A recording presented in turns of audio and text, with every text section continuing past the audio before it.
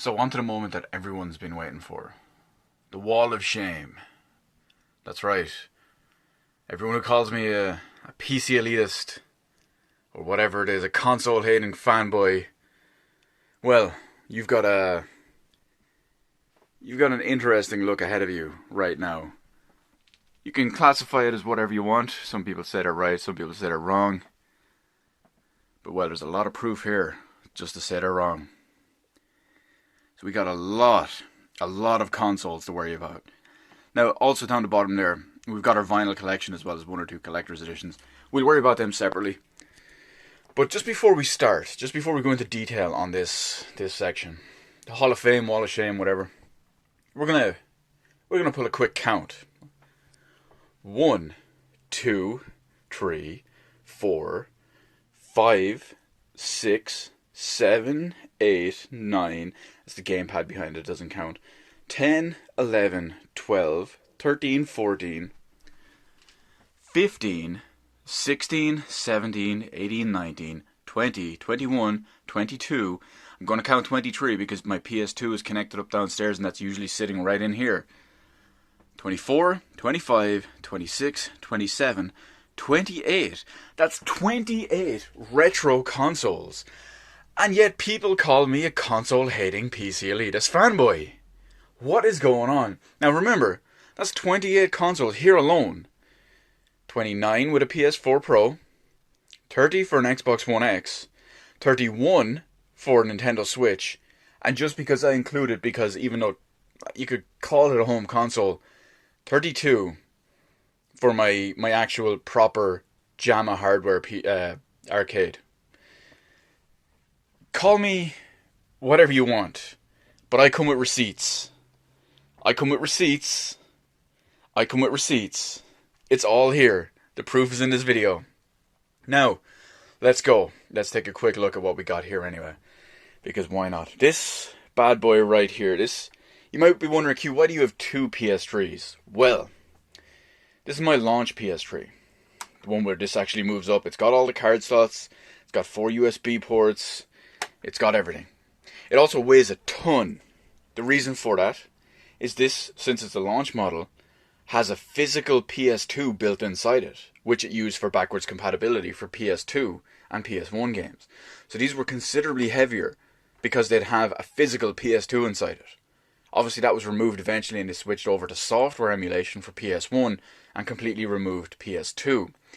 Also, on the updated one, this doesn't open anymore, so there's no micro SD, or there's no memory card slots, there's no SD card, compact flash, memory stick pro, etc. And there's only 2 USB ports. Now, that's not a huge issue within itself. I don't think I've ever used 4 USB ports in it. Obviously, it's much lighter, and it's software emulated. This one doesn't work anymore. This one broke about 2 weeks outside of warranty. Sony wouldn't fix it because they were already moving away from the physical PS2 inside ones, and they were moving on to the smaller, cheaper software emulated ones with no proper the ones that would have no backwards compatibility but eventually have it patched in. So they wouldn't replace it, and I couldn't even offer to pay for it for them to replace something in it. They just weren't doing it. So I was like, fuck it. I ended up, a couple of years later, I came back and I ended up buying one of these because it was on sale and I got Valkyria Chronicles with it. Booyah! That was on sale, so I picked it up then instead of waiting for heavy rain a few months later that I was going to. This one still works perfectly. Oh no, I won't say perfectly because the disk drive on this one is in a bad state. I don't like to use discs on this one anymore because the last 2 or 3 times I used it, discs started getting stuck and I had to do the recovery mode, which sounds like a jet engine, just to force the disc out. So I just kind of use it for digital stuff now. Not that there's much digital stuff on the PS3, but anyway. Oh shit, I just realized if I ever go back and play a bunch of PS3 games I never got around to, I need a new PS3. God damn it. Anyway, Xbox One. Now this Xbox One is perfectly fine. It works perfectly. There's no problem with it at all. Obviously I don't have it connected up because I have an Xbox One X. But the use for the Xbox One is a whole other story. It's basically worthless. We all know my thoughts and feelings on how Xbox One got completely destroyed and slaughtered this generation. How there's basically no reason to own it, and with the Halo Master Chief Collection coming to PC, there's literally one exclusive worth buying on Xbox One. That's Halo 5, and even then that's a stretch. But of course, that'll hopefully, probably, come to PC eventually before Halo Infinite comes out at the end of next year. Moving along, but sticking with some Xbox related stuff, we have my OG Xbox 180, as I like to call it. It still works perfectly. It's good stuff. I got a component cable to increase the visual quality a little bit. Here in Europe, on a software level, all the HD output was actually completely removed. So I don't get much of a benefit from it. It still works. It's still great. It still has some good stuff on it. The disk drive does stick a little bit, so if it sticks, I just have to tap it a little bit and it'll come on out. But the cool thing about this one, this is still my OG original Xbox, my proper one from back in the day. I was just saying this to someone last night when we were playing Borderlands. On the Tom Clancy's games, the Splinter Cell games, since they originally started as an Xbox exclusive, this one had two DLC missions that you could download off Xbox Live. Now, as far as I know, I'm not 100% sure about this, but as far as I know, to the best of my knowledge, they were not included with any other version of the game ever made. I could be wrong. Correct me if I'm wrong in the comments, please. I like to be accurate. But there was a submarine pen and some other one. I don't remember what the other one is. Now, they're still on here. They're still in this. They're still on the hard drive in here. They still work. The day before I got my Project Scorpio Xbox One X, I booted this up and they still worked. So I'm assuming they still work 2 years later. That's kind of cool. But I do miss so many things about the OG Xbox. Obviously, there was the exclusive games and all were too. Halo was great. But you had some other stuff as well, like the custom soundtracks. That seemed to kind of fall by the wayside in a lot of games. It was prevalent at the start of the 360 as well, but then it just kind of disappeared. But anyway, we got our HD DVD drive for our lovely little Xbox 360. This is the one I use. I still have another one over there you saw earlier, completely boxed. Mainly because I want to be able to watch them. Now, I don't have a perfect setup for it just yet. Well, we'll see. I'm going to try to pick up a pre-owned, good quality HD DVD player just for the sake of it if I can get it cheap. But, I mean, it's quality stuff. They still work. My two Kinects. Now, the funny thing about this, the day Child of Eden came out, I was going to say Child of Light. The day Child of Eden came out, I got home, played it, thought it was great, wanted to play it with Kinect, went and bought my 360 Kinect, played it for a few times that day, played some Fruit Ninja Kinect, probably never used it again, except for when they patched in Skyrim and the shouts worked terribly. That was pretty much it. And this one, the Xbox One Kinect. Now, I didn't want to use this. I just kind of left it connected because I didn't think it would have any effect or have it do anything. But when Dead Rising 3 on the Xbox One X, or the Xbox One, first came out, if you had this plugged in and turned on and all, it would kind of activate Kinect mode. Now, the Irish accent wasn't recognised by Kinect right away back at the start back then, so you could only do select things, like you could make a loud noise which the zombies would hear. It would make your character whistle, I believe it was, so the zombies would come over to you. But it also involves you having to shake the controller when grabbed instead of pressing button prompts. Now the problem with that is there's no proper gyrometers or accelerometers or anything in the Xbox One controller, so it would only recognize the top of your controller using Kinect. Now, to this day, I have only ever died once in Dead Rising 3. And that was when I had almost full health, almost a max health, and this would not recognize me shaking the controller over and over and over, and I lost like 8 or 9 blocks of health and died. Of course, once that happened, I saved the game, I quit out, I disabled Kinect, and I never re-enabled it again. Because why would you after something like that? And that's my story with Kinect. But we'll see what else we got anyway. We'll move to our little one off to the side here. Because in this one, we have our little Wii, which funny enough, is basically broken from lack of use. This little flap, this just broke by itself. As many people are probably going to say, oh, you clearly misused it and all.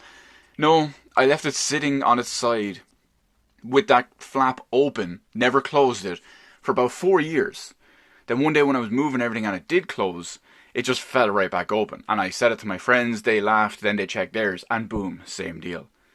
despite being a piece of crap with motion controls and whatnot, there were a handful of great games on there. I mean, look at Xenoblade Chronicles, for example. That's a perfect example.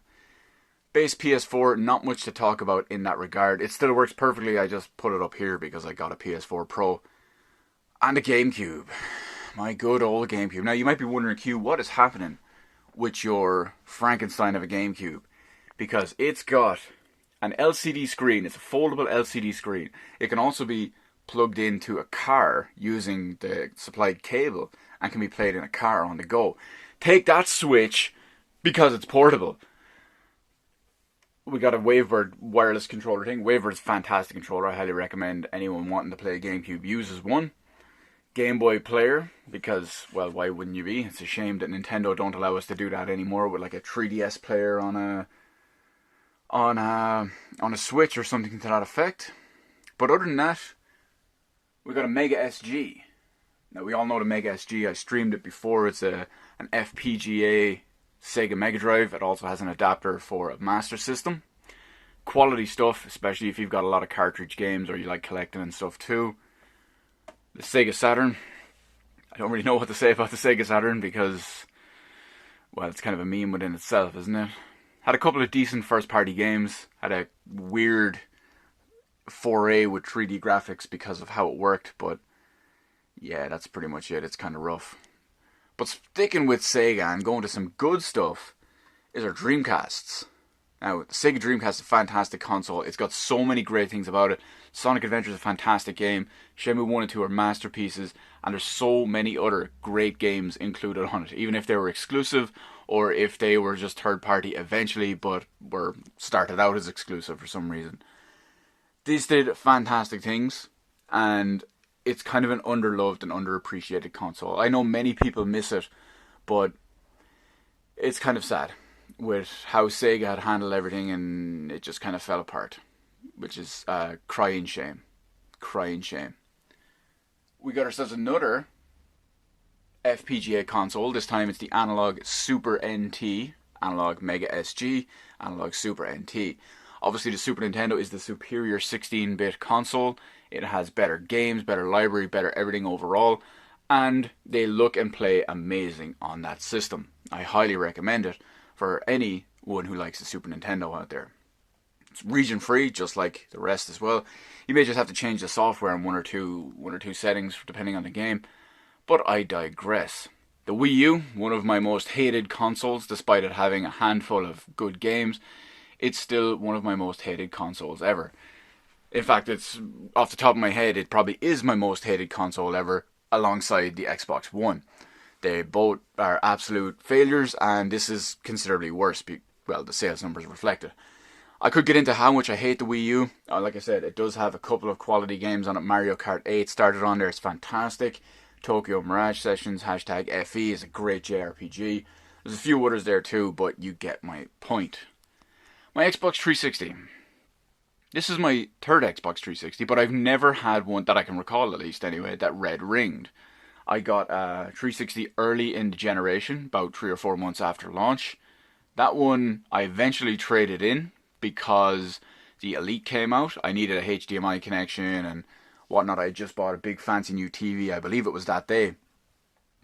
You needed HDMI for 1080p, well, proper 1080p at least anyway. So I upgraded to that one with the bigger hard drive and all too.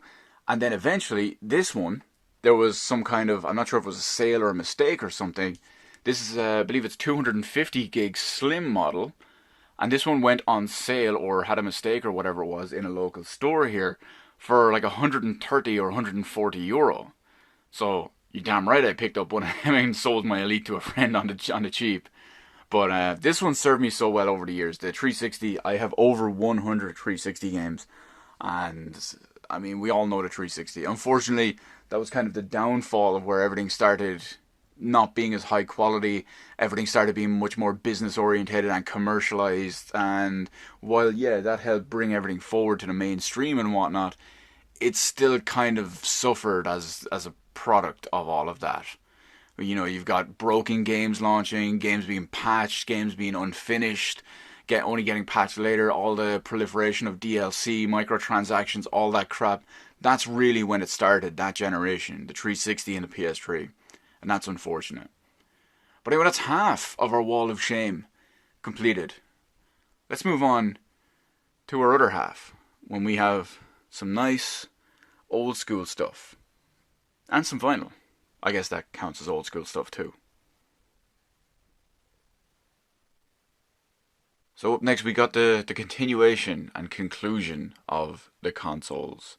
The retro stuff at least anyway. As well as one or two extras, some stuff in there too. But anyway, let's go. What do we got first? We have our lovely little Japanese Famicom, the NES basically in Japan, and the disc system, because, well, rewritable discs were all the rage before cartridges and battery backup were a thing. We got the unfortunate PlayStation Classic. Not really much to say about that other than it's pretty much a disaster. A PS TV, which I got on the cheap while they were still a thing, but now they're kind of a mess. I really only got it just in case I ever wanted to replay Persona 4 Golden, so I have that installed on the drive. I know I could whitelist it and just do everything with it, but I just can't be bothered. There's not much to play on there anyway. The SNES Classic, the most important classic console at that point, simply because it's got the best library.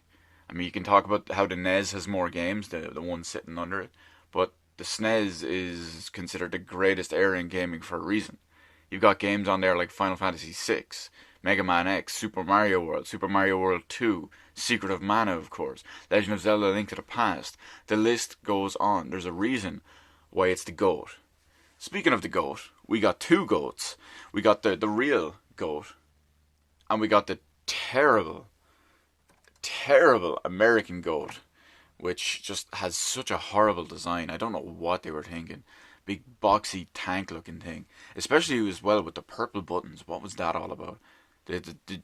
What is it? The American or the European Super Nintendo, just like the Japanese Super Famicom, had the 4 buttons in the different colors that went with the logo. So that made sense. But this thing, oh god! I only imported this just to play Earthbound. Funny enough.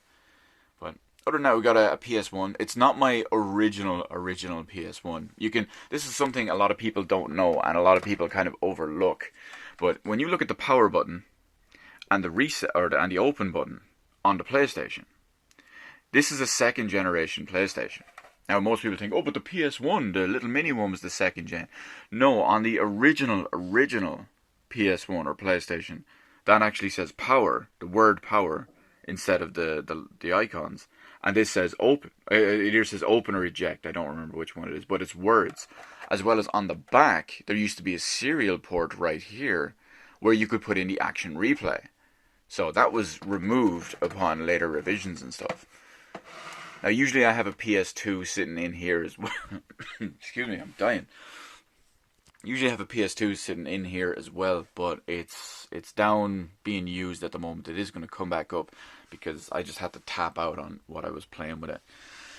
Now, we got some more Nintendo. A couple of Nintendo and one Sega. So we have our N64.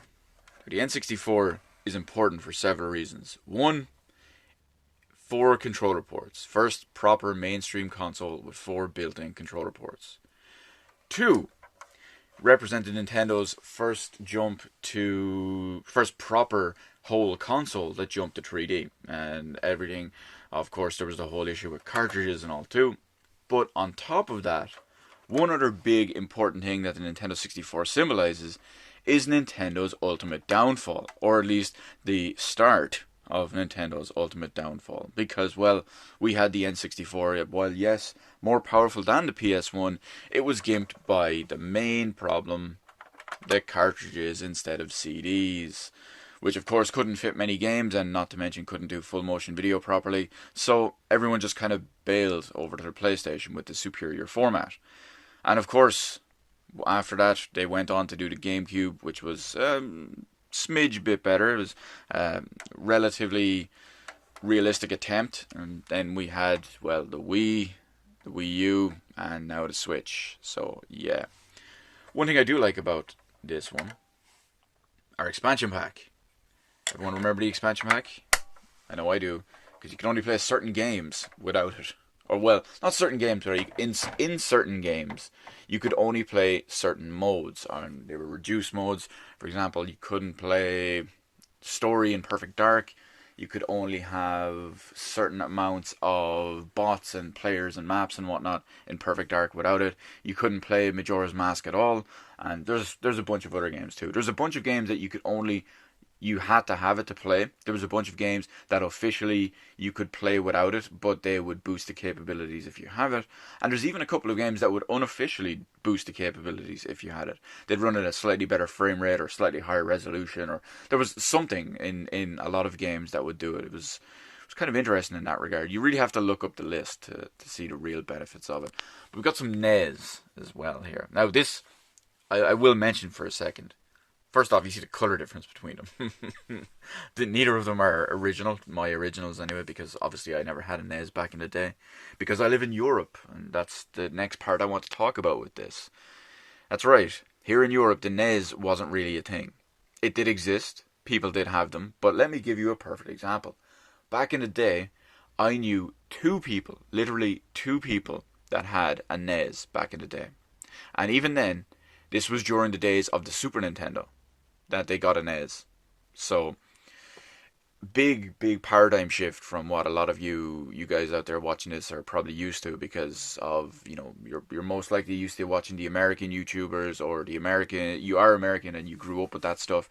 So it's very, very different, because over here, while yes, we did have the NES, the Master System was far more popular than the NES, but even beyond that, all the home PC, whatever we'll call them, home early PC variants and equivalents were considerably more popular and bigger and wider used. We have stuff like the Commodore 64, the ZX Spectrum, the Amstrad. Stuff like that was way more popular and way more used and proliferated than the likes of the NES or even the Master System. Very big difference. Very big difference from what you guys are, some of you guys at least anyway, are probably used to. And we got a Sega Mega Drive.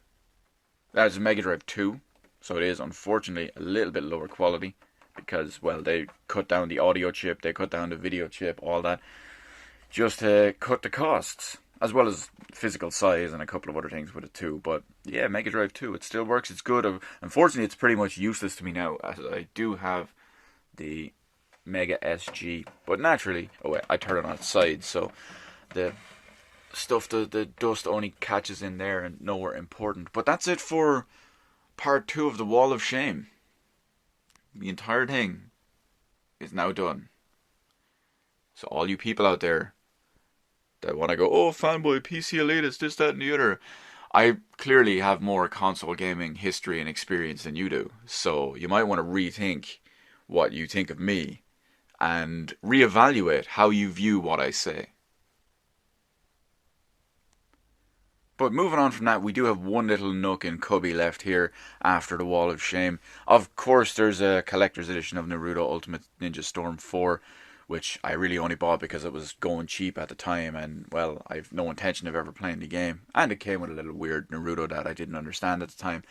But we can take a quick look at the small vinyl collection I have. Now, there's only, what do we have? 1, 2, 3, 4, 5, 6, 7, 8, 9, 10, 11, 12, 13, 14, 15, 16, 17. So I've just under 20 of these. They're mostly all video game soundtracks, but I think there's one in there that's not.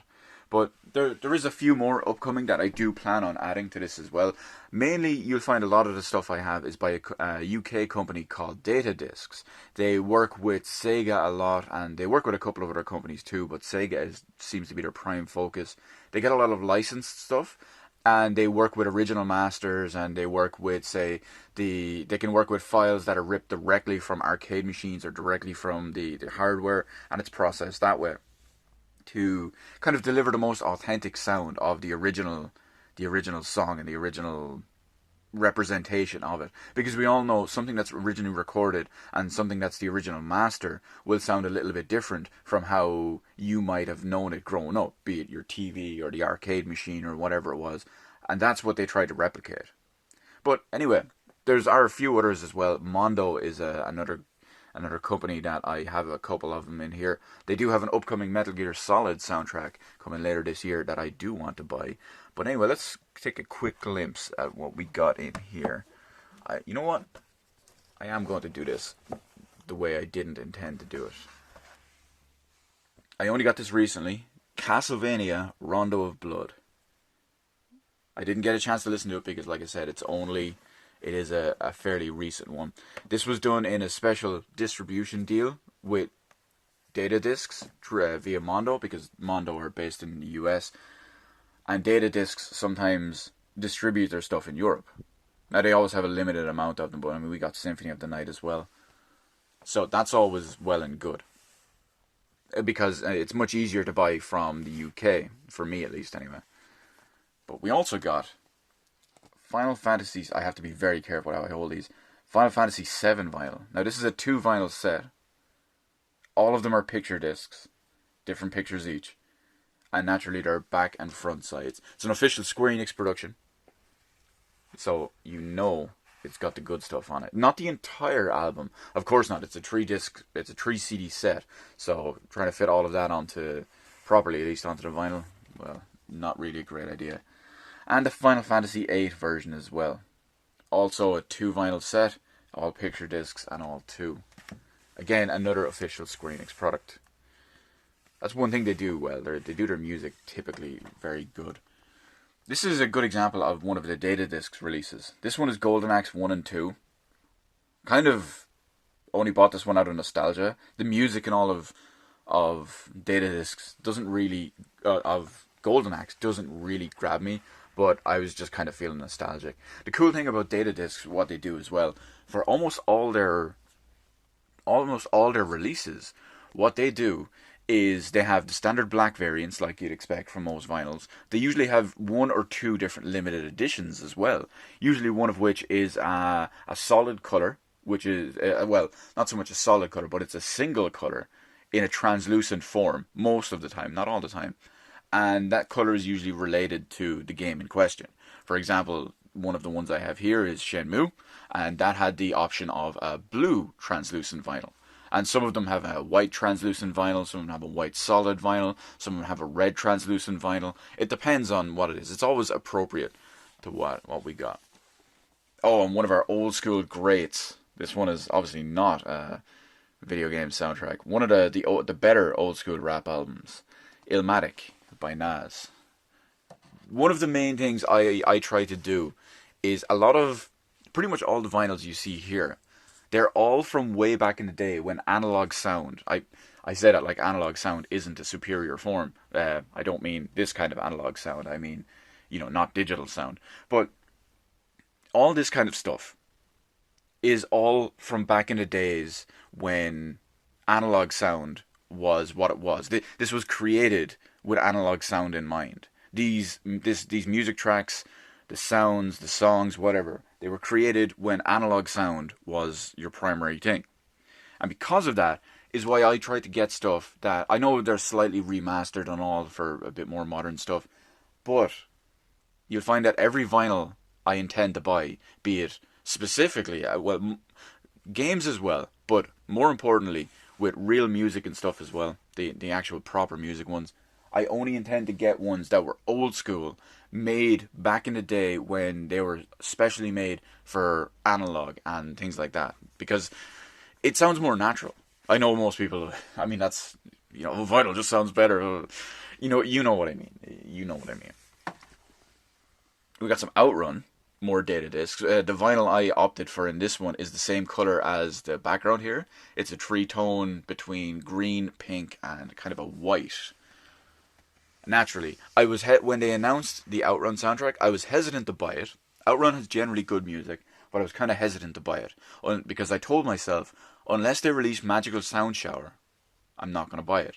Then they posted the track list, and Magical Sound Shower was on it, and of course, as everyone knows, that's the best Outrun song. So yes, I was all over that.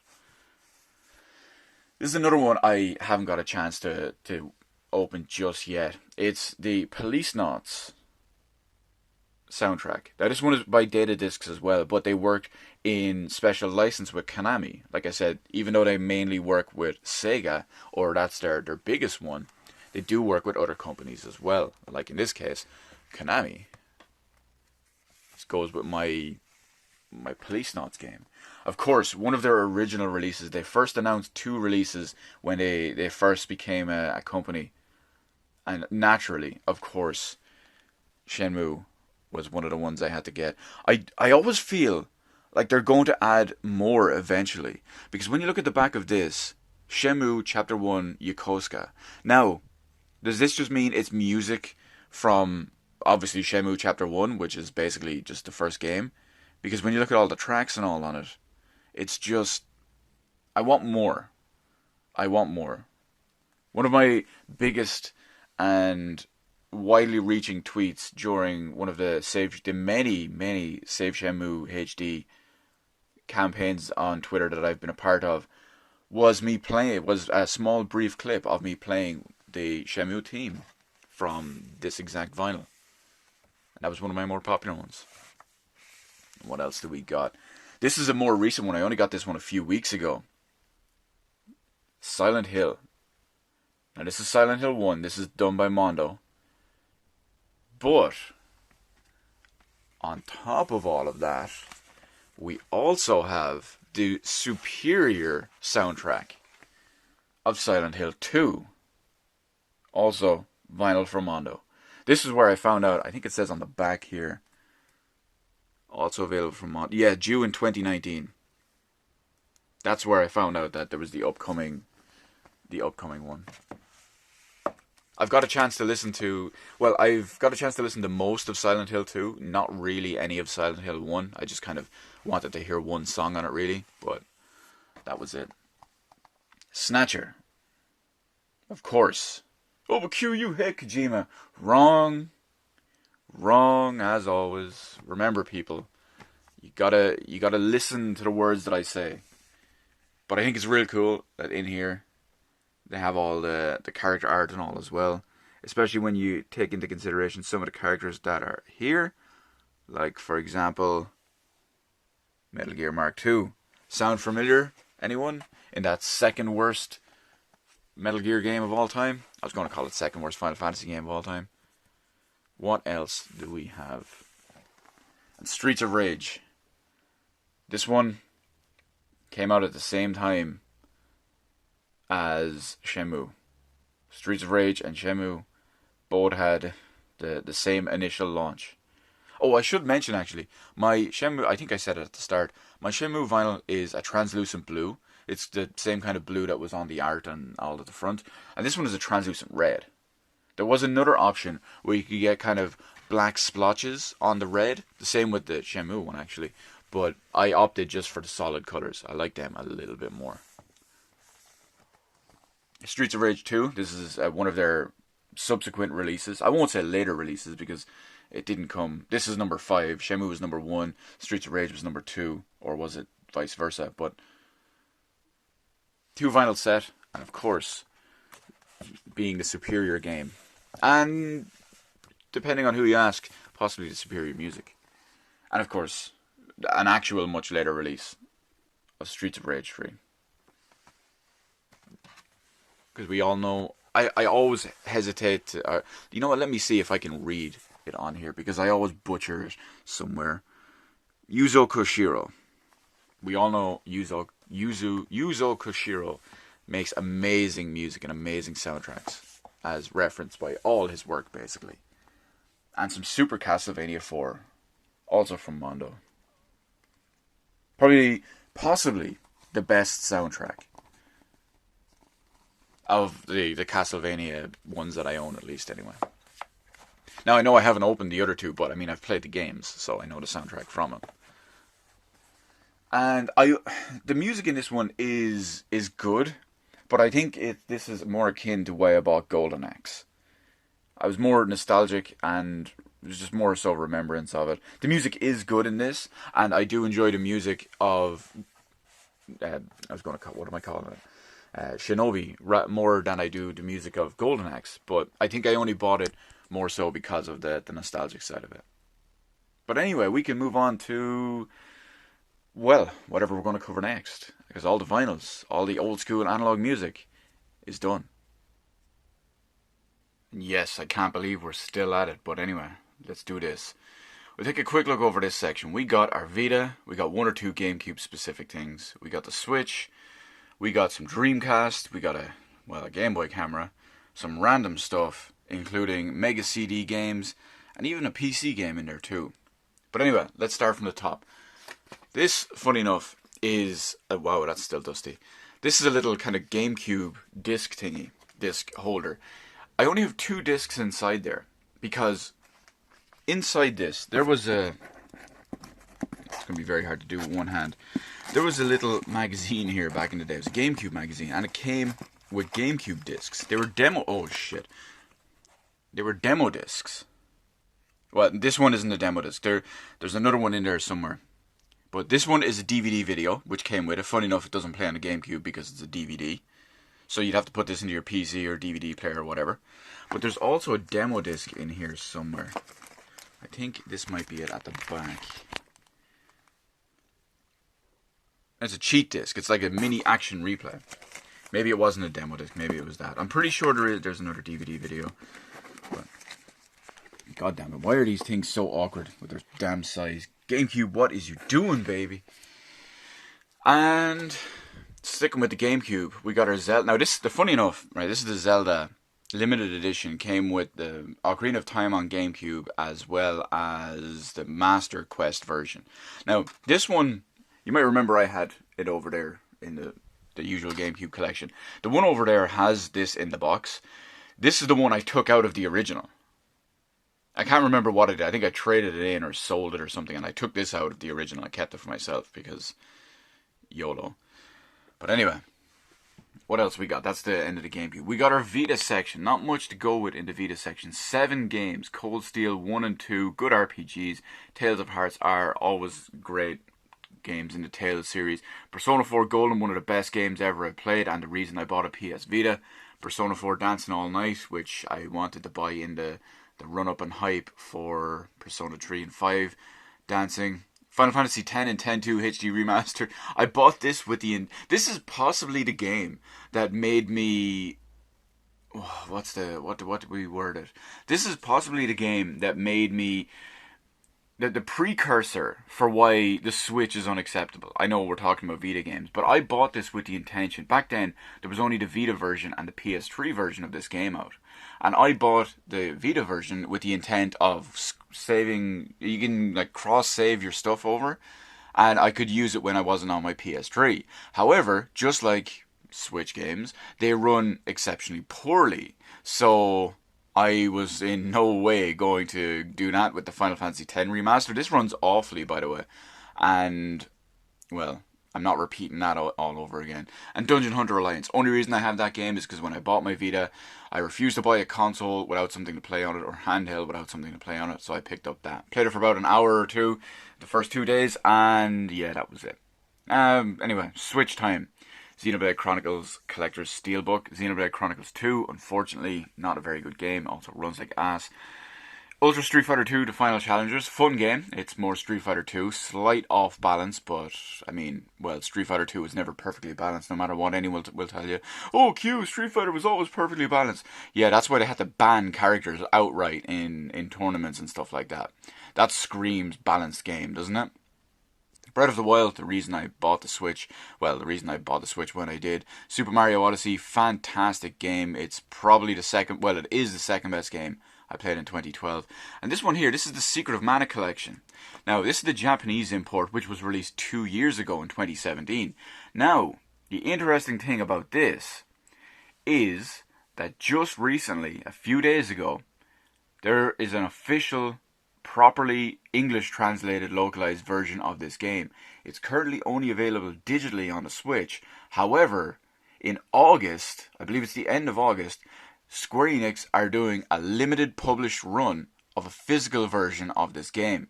Naturally, I rushed out and bought the digital version, but of course, because it contains my favorite game of all time and one of my other favorite games of all time, I have already ordered the English version of it, and I can't wait to get it. Mario Kart 8 Deluxe, there's not much to say about Mario Kart 8 Deluxe. It's an amazing game. Believe it or not, it was amazing on the Wii U, and it's one of the top 2 best-selling Switch games of all time. It's up there with, what's the other one? Smash Brothers. So the two of them clearly have legs in that regard. This will probably end up being one of the best-selling games in the entire generation because it's just so damn good. After that, we got a green Game Boy Color. Game Boy Color camera. Now, I bought this back in the day when I was in the US. Still, I assume it works. I haven't plugged it into anything since this was current. I'm kind of afraid to. Hopefully it still works, but I'm kind of afraid to see what pictures are stored on it because, Jesus, who knows? Imagine like 12-year-old Q selfies. Imagine that with all sorts of weird stickers and designs on them. Yikes. Some more Dreamcast, not too much to go here. I was wondering, I thought I had a copy of Sonic Adventure 2, but I didn't see it over there. That would explain it. Trick Style is an extremely fun game. I played it in a demo originally and it drove me mad and I had to buy it because it's so damn fun. It's kind of a mix between SSX Tricky racing game, a small scale racing game, and maybe like a Tony Hawk game, which pretty much tells you all you need to know. Because if I'm playing a, quote, racing, unquote game, you know it's insane. Well, that and Mario Kart. Time Stalkers is a really damn good RPG. A lot of people can overlook it and be turned off when they hear, oh, but you get reset to level 1 every dungeon. Yeah, it's to prevent the entire game being overly easy and everything is randomly generated and all. It's a really damn good game. Highly recommend it for everyone. And Sonic Adventure 2, the gameplay is decent for it. It's nowhere near as good as the first one. Now, what else do we have in here? I have to try to take all this stuff down. I didn't think this far ahead. Good job, Q. I don't remember what I haven't... Oh my god. Resident Evil 2 demo. That's not a Resident Evil 2 demo. Oh, and the MGS2 demo. MGS2 demo, apparently I used to have the Resident Evil 2 one in here as well. This is the one that came with Zone of the Enders. I don't know why it's not in my Zone of the Enders box. I must put that in there. And this one, funny enough, had some significant changes made to it after this demo versus the next demo and the full game.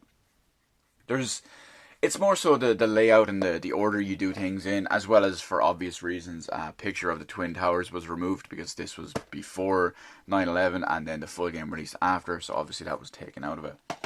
A pre-owned... What is this? Oh my god, Die Hard Trilogy. I forgot I even had this. A pre-owned game from one of the...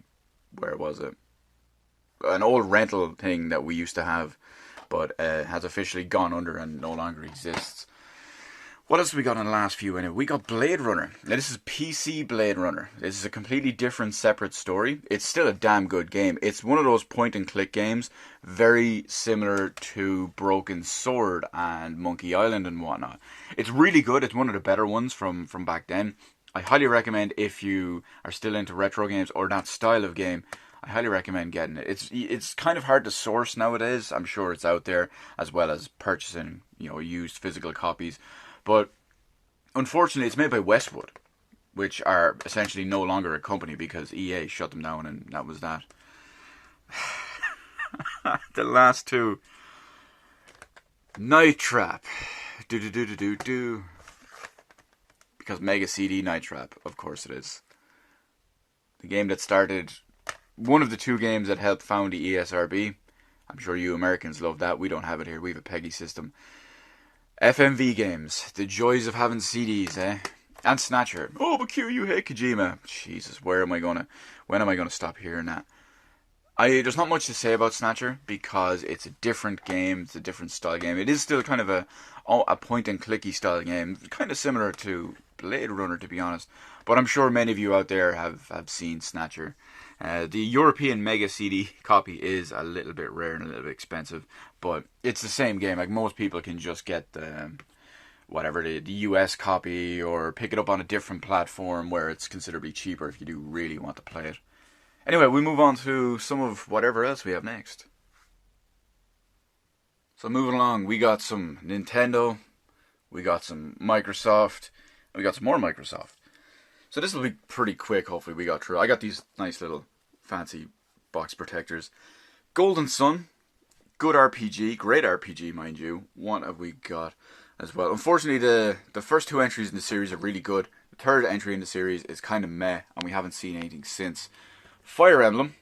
This is the first Fire Emblem game on the Game Boy Advance. It's Europe's first proper introduction to Fire Emblem. I do have the second one, but my uncle has a lend of it at the moment. Final Fantasy Tactics Advance. Couldn't get into it as much as everyone told me I would love it, but hey, some people are like that. Some people make bad choices. Boktai. Now this is kind of an interesting one. I'm gonna go into a little bit more detail on this one. This game, funny enough, made by Hideo Kojima there it is, produced by Hideo Kojima of all things. This game uses the sunlight to fight vampires. You have something called a Gundel Sol, and you see it there. It requires sunlight to play. There's actually a solar sensor. It's a clear cartridge with a solar sensor inside it. And you need to sit outside or be outside or whatever to charge up your sun gun. And then you use that power to kill zombies or vampires. Now, the real weird thing about it is you have to obviously be out in the sun. And it sets your time zone and all too. This is imported from the US. I don't know if we ever got it here in Europe. I never looked. But I imported this one from the US. Now, because it only had US time zones, it would factor in partially the strength of the sunlight and what you could get from it based on the time zone. However, because that was 5, 6, 8, 12 hours behind me, that could be a bit of a problem sometimes. It would still register the sun and all that too, but I just wouldn't get the proper power I was supposed to. Kind of an interesting game though, and I believe they put the Gundel Sol in MGS4. And we got Advance Wars and... oh, that's not Advance Wars 2. Wait a minute. Oh, there's Advance Wars 2. I am so blind today. But there you go. Advance Wars 1 and 2. Amazing games, just like pretty much all the Advance Wars games. Made by Intelligent Studios, the same people who made Fire Emblem. So we pretty much won't see one of them probably ever again. Maybe in the longest time, because Fire Emblem's the current cash cow. And Harvest Moon GB. This is the Game Boy Color variant, because there is a normal variant as well. No, not just if you put it into a Game Boy Color and put it into a normal Game Boy, but this is actually a specific variant of it. And the reason I have this is it's one of the 2 games I got when I got my original Game Boy Color back in the day. I got this and Link's Awakening DX. And I love this game. I have so much time in this game. It won't be the exact file and all here that I had back in the day. I did get rid of my old one years ago when I was a kid and rebought it. But it was one of the 2 games I bought when I decided to buy a Game Boy Color originally. So naturally I had to have it. Moving on to a continuation of the Xbox One. There's not much to say about it here. Shenmue 1 and 2, naturally as a huge Shenmue maniac, I have to have every version of it, including a sealed Xbox One copy. Kind of a shame about the whole situation surrounding the third one at the moment with the PC version and Switch to Epic Game after being years of advertised to Steam. Quantum Break, random steelbook, it came with my copy of Quantum Break. Funny enough, I got this game like a week before it came out. I even streamed it pre-release. Rare Replay, not huge fan of massive amounts of stuff on there. There's some good games on there, but I'm not super hard into all 30 of them. LA Noire, I was expecting a bit better from the remaster, but I did buy it on Xbox One because it runs and looks a bit better than the PS4 Pro version, and I do have an Xbox One X. Master Chief Collection, unfortunately, while it launched extremely broken, they did fix it for the most part, and I am looking forward to it coming to PC. Funny enough, none of this is basically used anymore. Even just like my other ones over there, my regular games, they're pretty much all digital now. I have no need to play Quantum Break on Xbox One. I have it on PC. I have Shenmue 1 and 2 on PC. I have Gears of War 4 on PC. I have Halo. I don't have Halo Wars 2 over there. What else do I have? Halo 5. And whatever's there anyway. I basically have no need to play. Dead Rising 3 I have on PC. Dead Rising 4 I don't want to ever play again. LA Noire, if I ever do play it, it'll be on Xbox One X. That'll be the one disc-based one. I bought a digital copy of Combat of the Master Chief Collection for, like, I don't know, it was €9 or some crap like that. And now my Xbox One is pretty much entirely digital. Big fancy book, the steelbook that came with Halo 5. And an Xbox Live subscription, Day 1 edition. That's right, it came with an extra skin for Shadow Jago.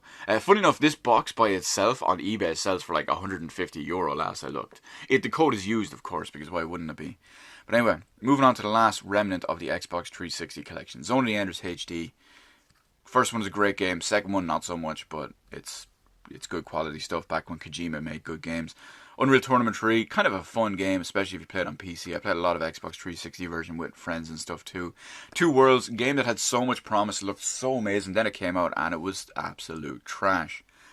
Splinter Cell Double Agent, the last good Splinter Cell game. I put so much time into it. The story, the gameplay, the choice system, the moral system is all really well done in that one. And we got Splinter Cell Conviction, the one that killed the series for me because... sigh. But that's it. We can move on to some more Game Boy Advance and some PS2. The end of both series, both collections. So we got the continuation, the conclusion of the Game Boy Advance, as well as what's left over from the PS2. But anyway, let's go into proper detail. Golden Sun 2, great RPG on the GBA. The cool thing about it was you could continue on your file, you could import it over from your first game. So all the stuff would transfer over. That was really cool. Mega Man Battle Network series 2, 3, 4, and 6. 5 is on the DS, believe it or not. So that was fun. Great games. They're kind of they're very different. They are pretty much RPGs in a sense, but they're damn good series, damn good games. I don't have the first one anymore, unfortunately. They did kind of get a little bit much towards number 4 when they split it in half. After that, I kind of lost interest. I bought 5 and 6 just with the intention of getting around to them, but it just wasn't to be. Sword of Mana, decent game. Some people say it's kind of a remake of the original game. I don't believe it is, but, well, I mean, it's still an okay game.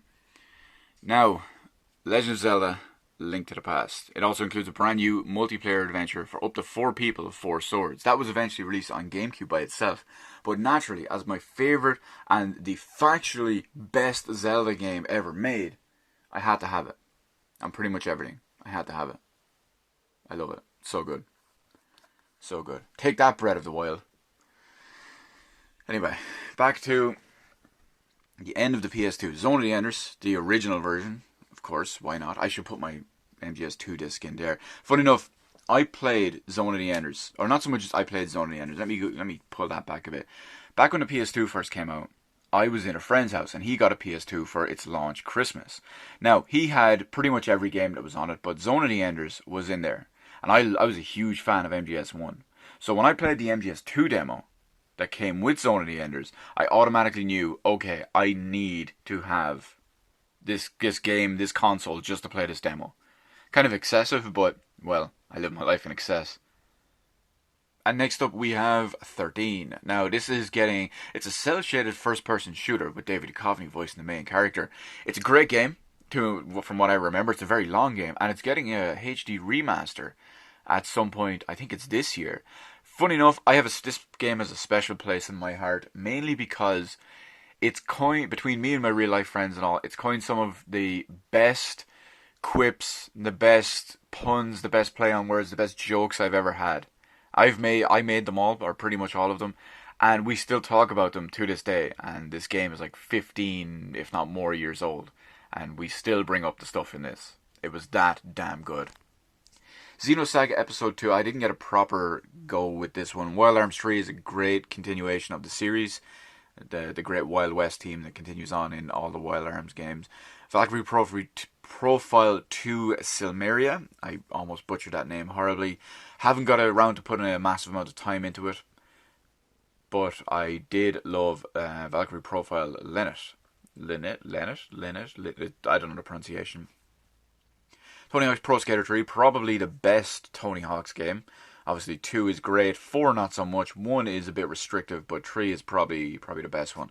Time Splitters 1 and 2, absolutely love these games. Some of the best quality first-person shooters on the PS2, or even of that era, and that's in an era where we have stuff like Halo as well, and this is still in the same quality bracket, the same arc. It's completely over the top. The art style is kind of wacky and zany, but the guns, the characters, the levels, the settings, the missions, it's just so damn good. What else? We got The Thing, John Carpenter's version. Well, it's based on John Carpenter's version of The Thing. So the cool thing about this one is there's a trust system, and because The Thing can be anyone, You need to do blood tests or find ways to find if people are real, or prove if you are not the thing and you're real to people to get them to trust you. However, there's a very, very far below what you need limited number of, say, DNA kits and all that stuff as well. So you have to choose your battles wisely. Operative No One Lives Forever. Unfortunately, I don't remember. I think this is a port of the original. I don't know if it's an original game. I only bought this because I absolutely love No One Lives Forever on PC. It's a fantastic game. I really wish it would get properly either remade or remastered, but unfortunately, from what I understand, both versions of, No One Lives Forever 1 and 2 are kind of lost in license hell. The Bouncer, very short game. It's about 45 minutes to an hour long. It was originally only made by Square Enix as a tech demo, but they finally decided to release it, and, well, you can tell it was basically only a tech demo. Two Tales games, Tales of the Abyss and Tales of Legendia. They're both American versions of the games.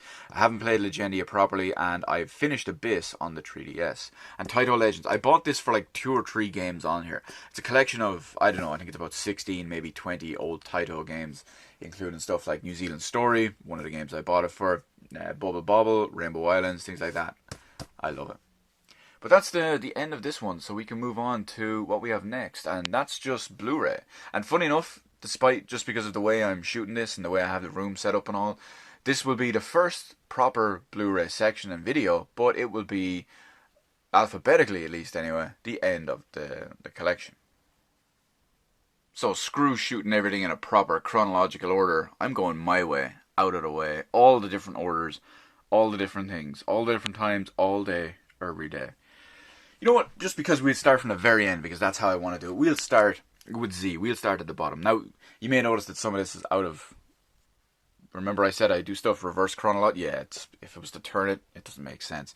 Ignore me. Oh God, I forgot I had Zack and Miri make a porno. Oh my God. That was back in the mid 2000s when, well... I was a very different person back then. And the person I was, it wouldn't surprise a lot of you people. But it's like, well, Q, you're such a god. Everyone loves you. You know, why? This would not surprise you. Yes, it's true. Everyone did love me back then. But it's just, looking back on it, it's kind of cringe. But anyway, let's forget all about that. Because we have Watchmen. That's a great, great film. Watchmen's fantastic. What's his name? Forget the main actor's name. Plays out. I don't know. I forgot it right now. It's a shame because he's in a lot of horror films as well, and he's really good. Is it Patrick something?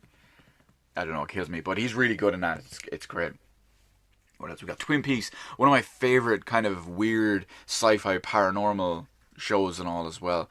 Back from the good old 80s and 90s, and Twin Peaks is just it's vintage.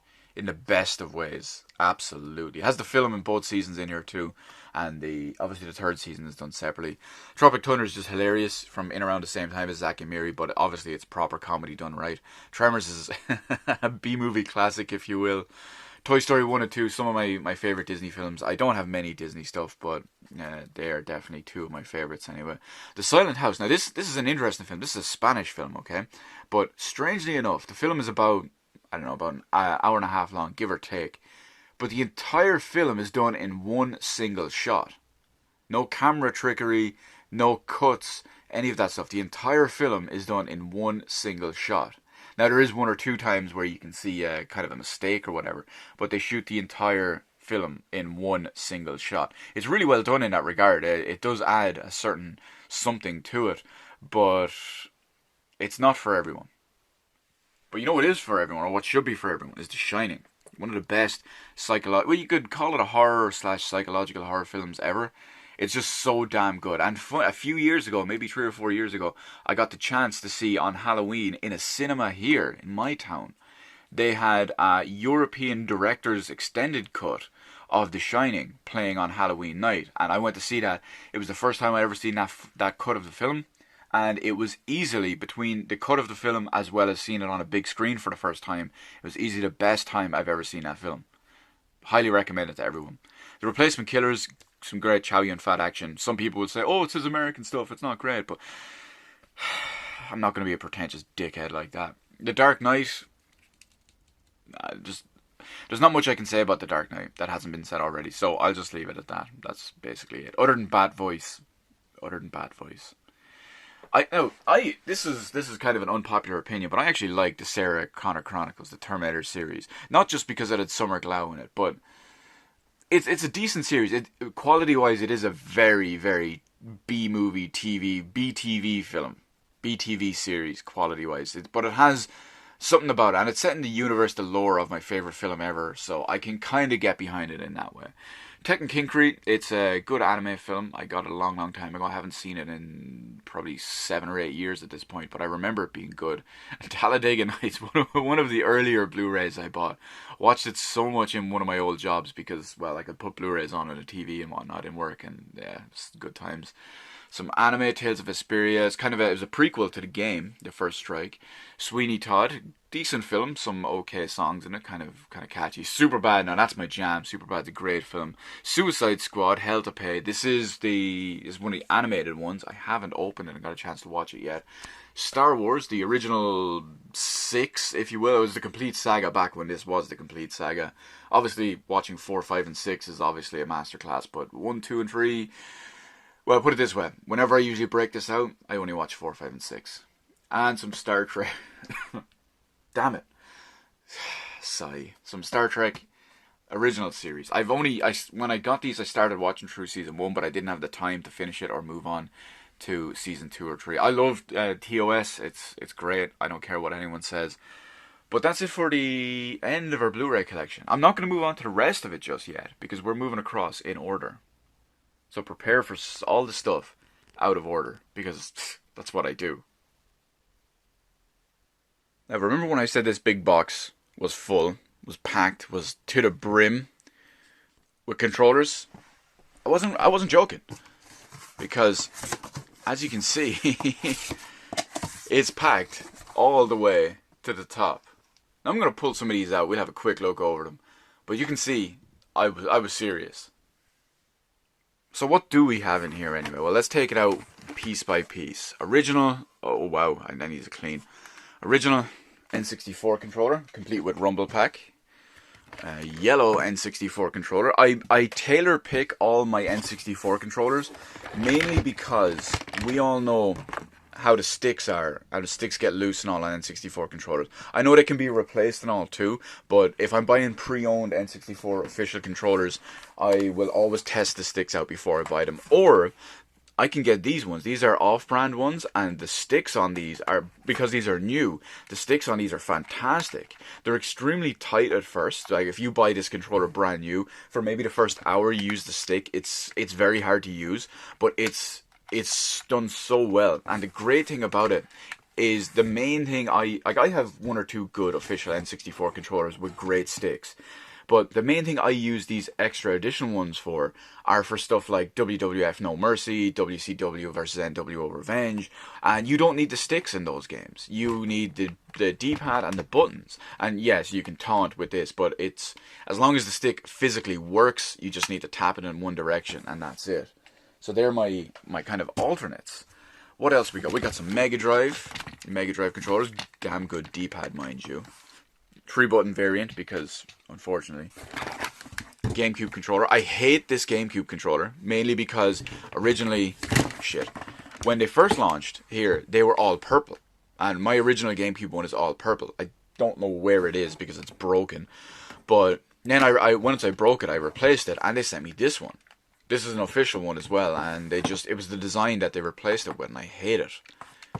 Good controller for the most part. There is 1 or 2 obvious problems, like the miniature D-pad, the miniature C-stick, and well, some of the button placement, as well as missing additional buttons compared to other comparative controllers.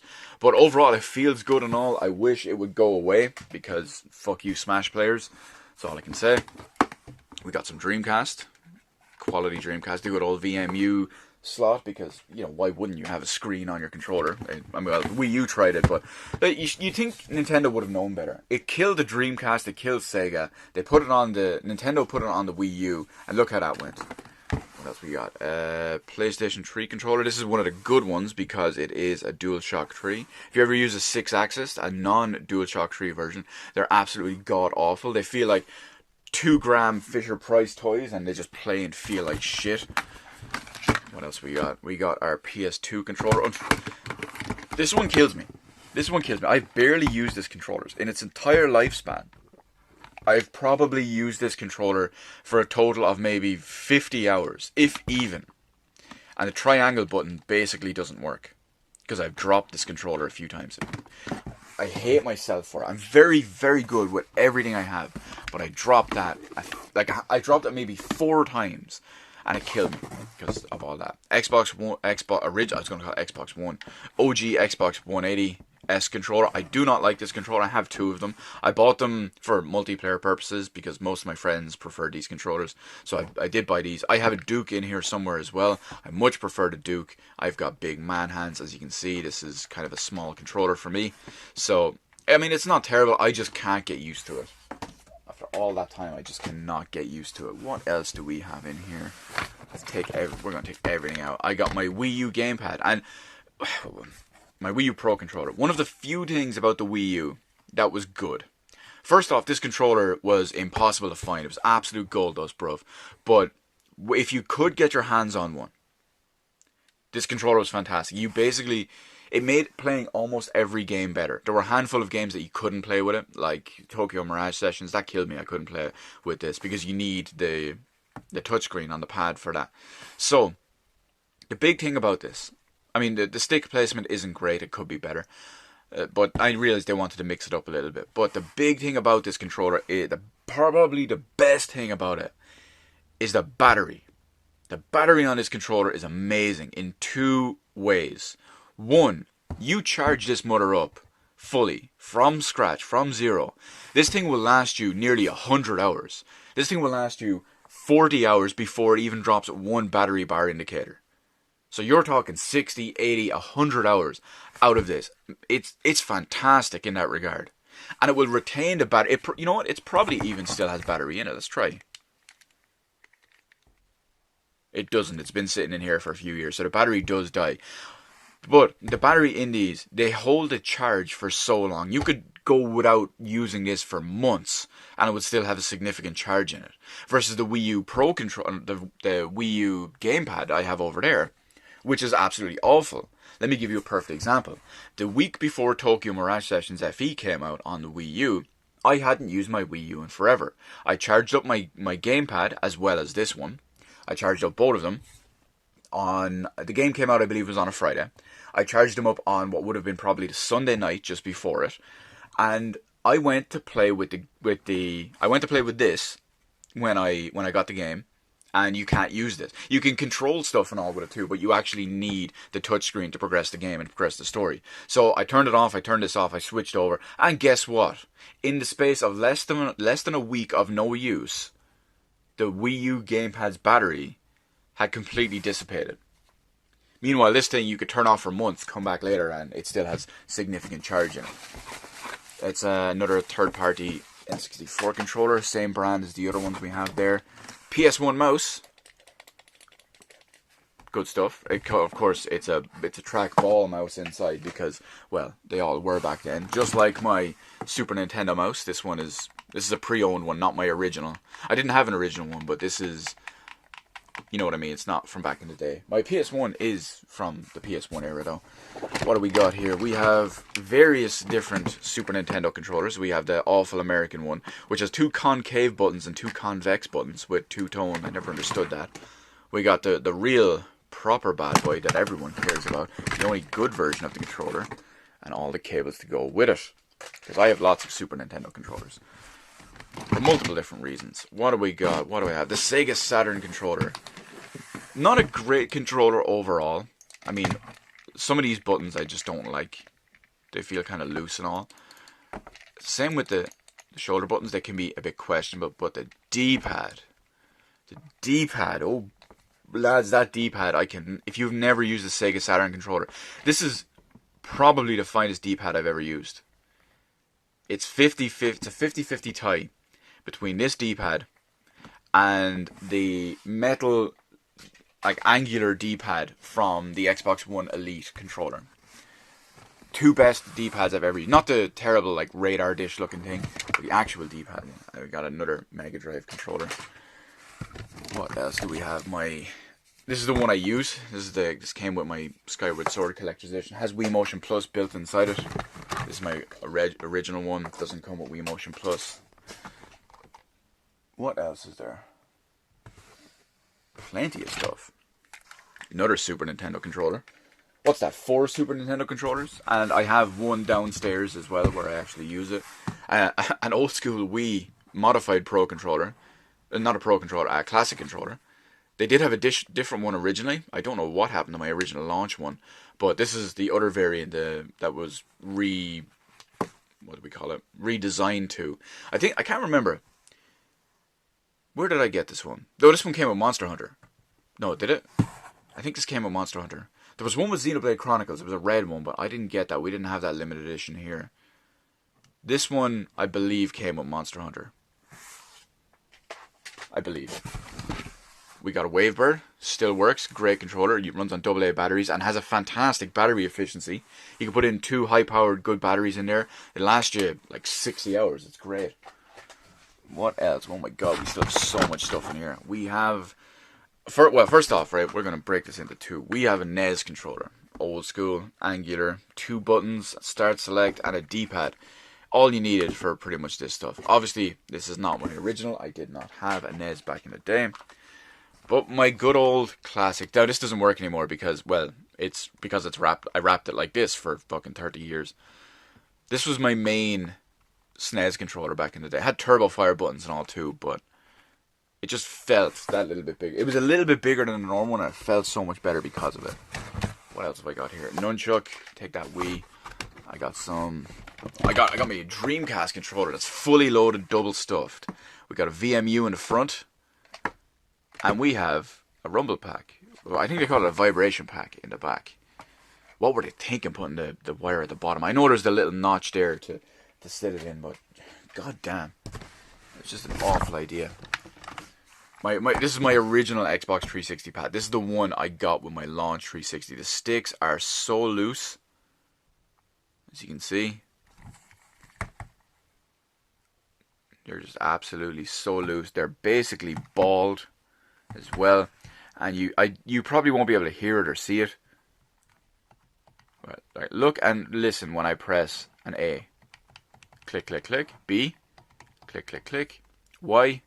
Click, click, click. X. Nothing.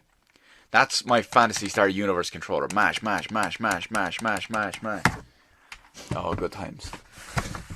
Good times. I got my Duke. This one is my boy. See, this, for people like me with real man hands, this is my jam. This is what I could do. This is my boy. However, I will say it's a little bit awkward to go back to after not using it in so long. Mainly because you're used to smaller, more standardized controllers like this. We've already covered why I have those. This came free. One of the guys gave me this at one point. I can't remember why he gave it to me. Third-party GameCube controller from GameStop. Oh, here we go. This is a 6-axis. Yeah, I could feel it the instant I picked it up because it feels like a piece of shit Fisher-Price toy. Wouldn't surprise me if it said Nintendo somewhere on it. I got some random third-party controllers. This grey one, this came with my PS2. And these were given to me. I won't say they were given to me, actually, now that I think about it. They were being thrown out. When I was working in GameStop, they were being thrown out. I had to write them off the system. Oops.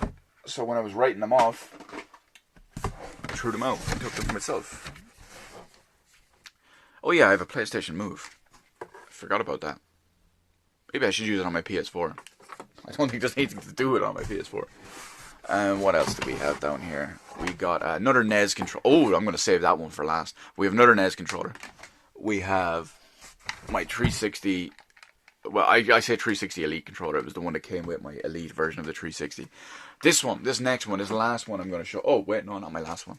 Because I do also have my original green PlayStation DualShock 1. I love this controller. It's so good.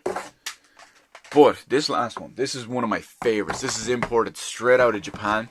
It's made by Hori, who make amazing quality peripherals and everything else. I've used it on the GameCube, I've used it on the Wii, and hell, I've even used it on my Wii U and Switch. That's right, because you can use the GameCube adapter on both of those. Look at this bad boy. It's an old school Super Nintendo style controller for GameCube. It doesn't have all the buttons. Well, it has all the face buttons, but it doesn't have a C stick or an analog stick. So it's got a D-pad, it's got an L button, R button, it's got the face buttons in the same place. It still has the Z button, it's just placed here instead. It has a start button like the GameCube controller. It also has select for other select games and uses, not other select games, you get it? But this controller is amazing. I love this controller. This has got me through so much, especially because you could use this on the Wii because of the GameCube ports. This was amazing for Super Nintendo stuff on the Virtual Console, for Mega Drive stuff on the Virtual Console, for hell, pretty much fucking anything on the Virtual Console. Even on the Wii U, you could plug this in using the little adapter up there, and that was it. It's the same on the Switch. You could plug that in, use this on it, and play. I have almost my entire Switch library, not the ones you saw earlier, but are just digital retro games. They're arcade games. Hell, even some of them are like the Secret of Mana collection and all. You can use stuff like this, and it plays fantastic. It's so good. It's great. I love this controller. It's so damn amazing. But that's it. That's it for our controllers, at least anyway. Or at least, you know what, just because we have a cheap, shitty arcade stick. But that's it for controller-wise. Now I have to put all the stuff back in the box because I just kind of piled it up on the floor here. But yeah, let's get that all back done and move on to, well, next one's going to be a fun one. Now it's time to confuse some of you out there because you're thinking, Q, what the hell is HD DVD?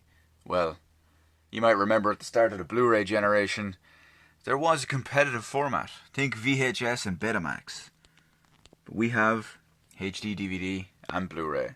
HD DVD ultimately lost. Technically, in my opinion, it was a little bit of a superior format for a while, or at least you could get better picture quality out of it because it, at first, used exclusively the VC1 codec, and it had a higher disc read speed, which means stuff didn't need to be compressed as much because more of it could come off.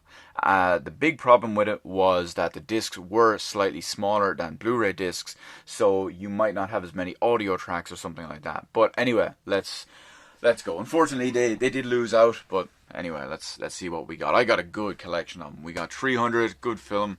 American Gangster, great film. Anchorman, so many times I've watched that. It's so funny. Appleseed Ex Machina, I can't even remember ever watching that. Batman Begins, I hate that film. Blades of Glory, Carlito's Way, one of my favorite Pacino film. Most people will go with Scarface, but it's my favorite Pacino film. Let's see what else. Casino, great film. Dawn of the Dead, probably the best zombie. This is the remake from like 2000, whenever it was. Probably the best zombie film ever. Dog Day Afternoon is fantastic. Doom, the less said about Doom, the better. End of Days, Enter the Dragon, one of the greatest martial arts films of all time.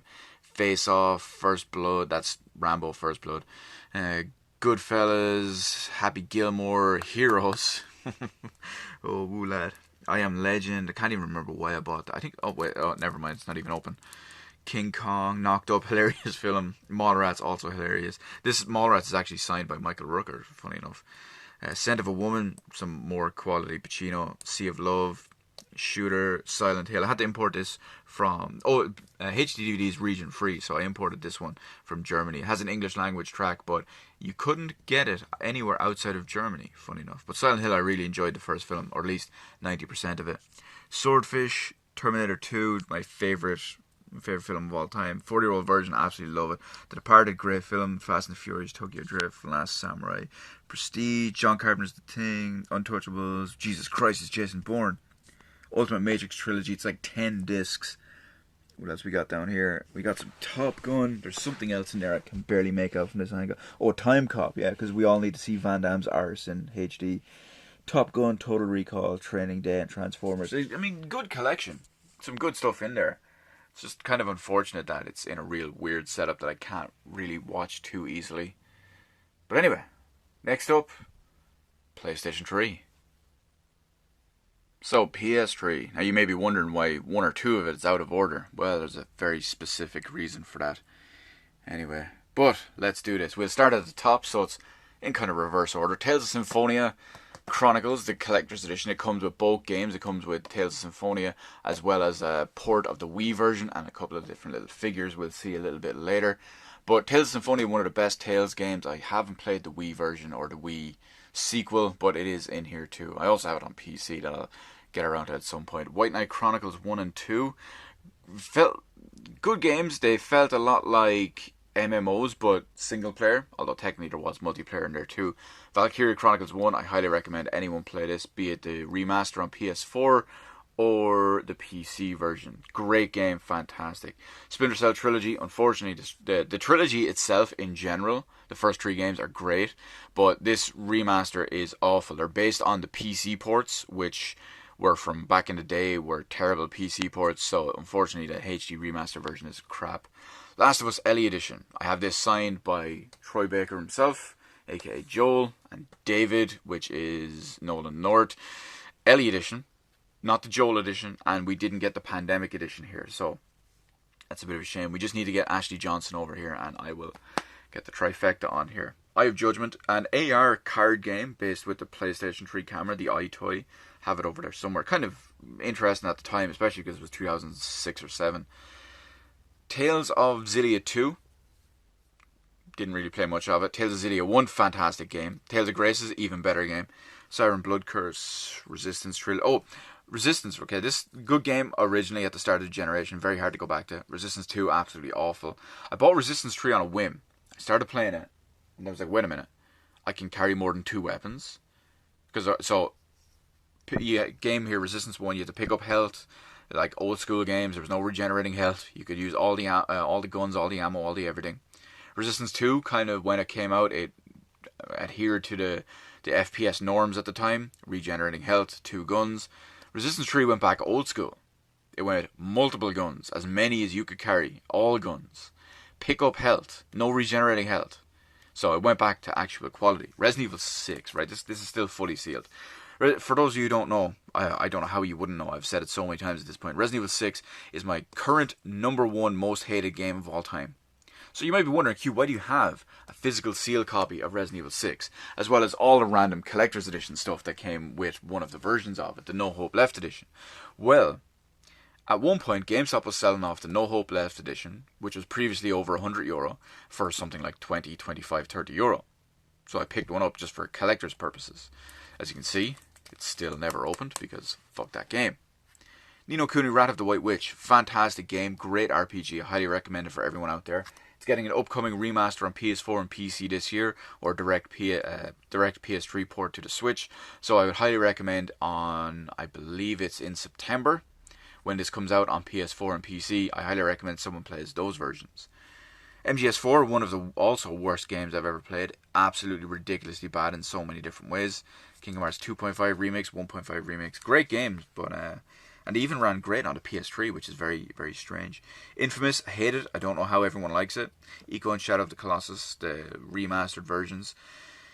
Heavy Rain. Q, why do you have 2 versions of Heavy Rain? Well, I was in the US when this came out, so I bought a regular US copy while I was over there. Then when I got back, it turns out there was a small kind of limited edition here in Europe. A friend of mine had bought this. He was going to trade it in. I said, listen, I'll buy it off you instead for whatever they're going to give you. So I got that out too. Haze. Haze is one of the worst first-person shooters and one of the worst games I've ever played. I remember before it came out, a friend of mine who knew almost nothing about technology, he said, oh, but Q, there's no loading times. It all streams from the disc the entire time. I'm like, fam, that is not a good thing. That's a bad thing. And of course, when the game came out, we saw just how bad it was. What else we got in here? Final Fantasy XIV. Realm Reborn Collector's Edition. I forgot I bought that because I had the PC version of 1.0, but I wanted the Collector's Edition of 2.0. So I bought the PS3 version in case they'd ever give us a free upgrade to PS4, which they did. But so I have that one there. Final Fantasy X and X-2. What is that underneath it? Oh, Disgaea. Yeah, Disgaea in there too. I forgot I had those. Call of Duty Ghost, Steelbook, and Regular. You might be wondering, Q, why do you have Call of Duty Ghosts on PS3? Why do you even have Call of Duty Ghosts at all? Well, just like Resident Evil 6, This bad boy went on sale for like 10 or 15 or 20 euro. And this came with the big fancy edition, which had the wearable like head mounted camera. So I have that sitting in a box somewhere for dirt cheap. Beyond Two Souls, originally a game I hated. Went back and played it on the PS4 like last year, and it was decent enough. Other than that, I've pretty much just a couple of the Atelier games, as well as Agares, is it something of War, Shadows of War, Zeros of War, whatever it is. And they're good, like, kind of niche JRPGs. But that's it for the PlayStation 3. You'll notice that a lot of it is exclusive games. I have not, well, with the exception of, Resident Evil 6 and Call of Duty, but I didn't buy them to actually play on here. You'll notice that pretty much everything on here is an exclusive game. Because, well, the Xbox 360 just slaughtered it for pretty much the majority of the generation. Almost every game looked and ran better, at least in multi-platform regards, with the exception of maybe LA Noire and Final Fantasy 13, but I didn't find that out until later. But yeah, there's pretty much my secondary console. My PS3 is like my Switch. It's for exclusive games. Anyway, you see the green, you know what's next. OGX. Next up we have everyone's favourite, the OGizzle X-Bizzle 180. Plenty of quality games on here. Some exclusive, some not so much. But the multiplats, well, they ran that little bit better. Because with the power and everything in it, ooh lad. Anyway, let's start in reverse order. Pro Skater 4, unfortunately the downfall of the series. The Splinter Cell, the origins of Splinter Cell. Chaos Theory, Pandora Tomorrow, and the original. Quality stuff. I remember when this came out, and the lighting and shadow effects were revolutionary at the time. Games just got better as they went along, even all the way up to Double Agent, and then Conviction happened. Sigh. Same with kind of Rainbow Six Lockdown. Wasn't great, but Rainbow Six 3 and the expansion for it were fantastic. In fact, this is the game that made me get Xbox Live. I played a demo of that game, and it was so damn good. Then, when the final game came out, you could do voice commands and stuff to your team, like your AI team, which was great. Did all that. Then it was like, wait a minute, console games can go online now? Boom. Went online, terrorist hunt, the world was never the same again. What else we got? Time Splitters, Future Perfect. The one Time Splitters game I don't like. Time Splitters 2 is fantastic. 1 and 2 on the PS2 as well, same deal. But Future Perfect never really did it for me. John Carpenter's The Thing. The Sims, the console version was awful. Morrowind, Game of the Year edition. Now this one is important for several reasons. One, the first proper true 3D Morrowind, or 3D Elder Scrolls game. The first movement into the 3D realm. And it was fantastic. Of course, like pretty much every Elder Scrolls game, it does dumb down a little bit from the previous entry, but I found that Morrowind still had a good balance. Especially how the skills and the combat and all were done. A lot of people don't like it because it's very stat and D&D based, but I love it. I love it at least. However, this is an awful version of it. The OG Xbox version, while the only console that could actually run it, it's still just a bad time. It's just a bad time. Street Fighter Anniversary for the lulz. Steel Battalion 1 and 2. This will come into play a little bit later because Steel Battalion 1 was an online only multiplayer game. Steel Battalion 2 had a single player campaign. But big mech games, the big thing about those is they had a giant 40 button mech controller. That was nuts. I have it. Don't worry. We'll see the box for it a little bit later. I don't feel like building it up. KOTOR 2, Knights of the Old Republic 1 and 2. I will say, I remember playing Knights of the Old Republic back in the day, when the OG Xbox was current, and I didn't like it. Much to everyone's dismay. It's like, oh my god, Q, you'd love this, but then when I finally played it, it just didn't do it for me. Now, I have resolved to play it, eventually, at some point, properly. Hence, I have these ones. Now, I don't know if I have them on PC, but Knights of the Old Republic 1 and 2, just like the original Splinter Cell trilogy, are all backwards compatible on Xbox One. In fact, I have them all installed on there, so I can play that if the mood ever strikes. Soul Calibur 2 has a spawn because it's the Xbox version. The PS2 version has Heihachi from Tekken 2, or well, just from the Tekken series, and the GameCube version has Link. Silent Hill 4, good, kind of a good enough game, but it is where the series went downhill after, for the most part. It's very different because it all took place in, like the world said, and the name of the game says, one room. But about halfway through the game, you just start repeating the game backwards, and that's where it just gets kind of much and a bit boring.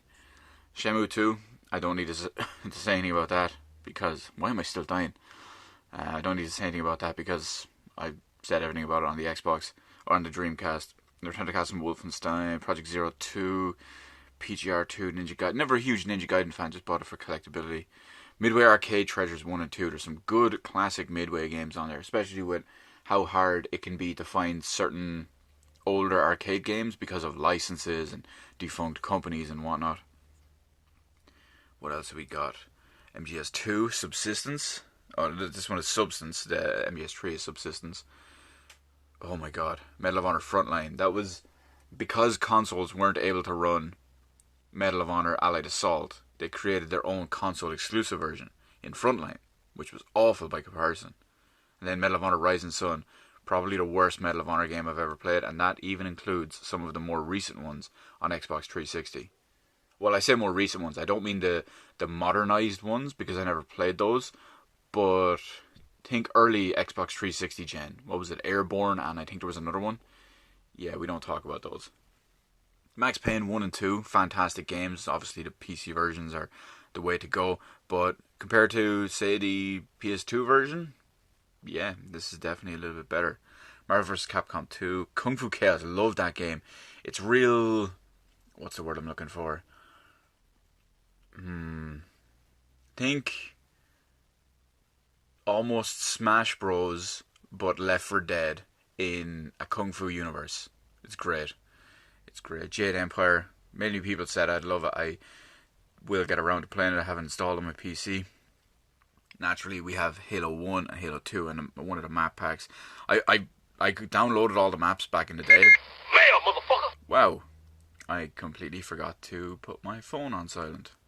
That's lovely. But, yeah, I downloaded the maps back in the day. I just bought this one just to have. We got, naturally, Halo. Half-Life 2, the worst version of the game. This is really, really the version you do not want to play. When this came out back in the day, naturally, I was playing it on PC.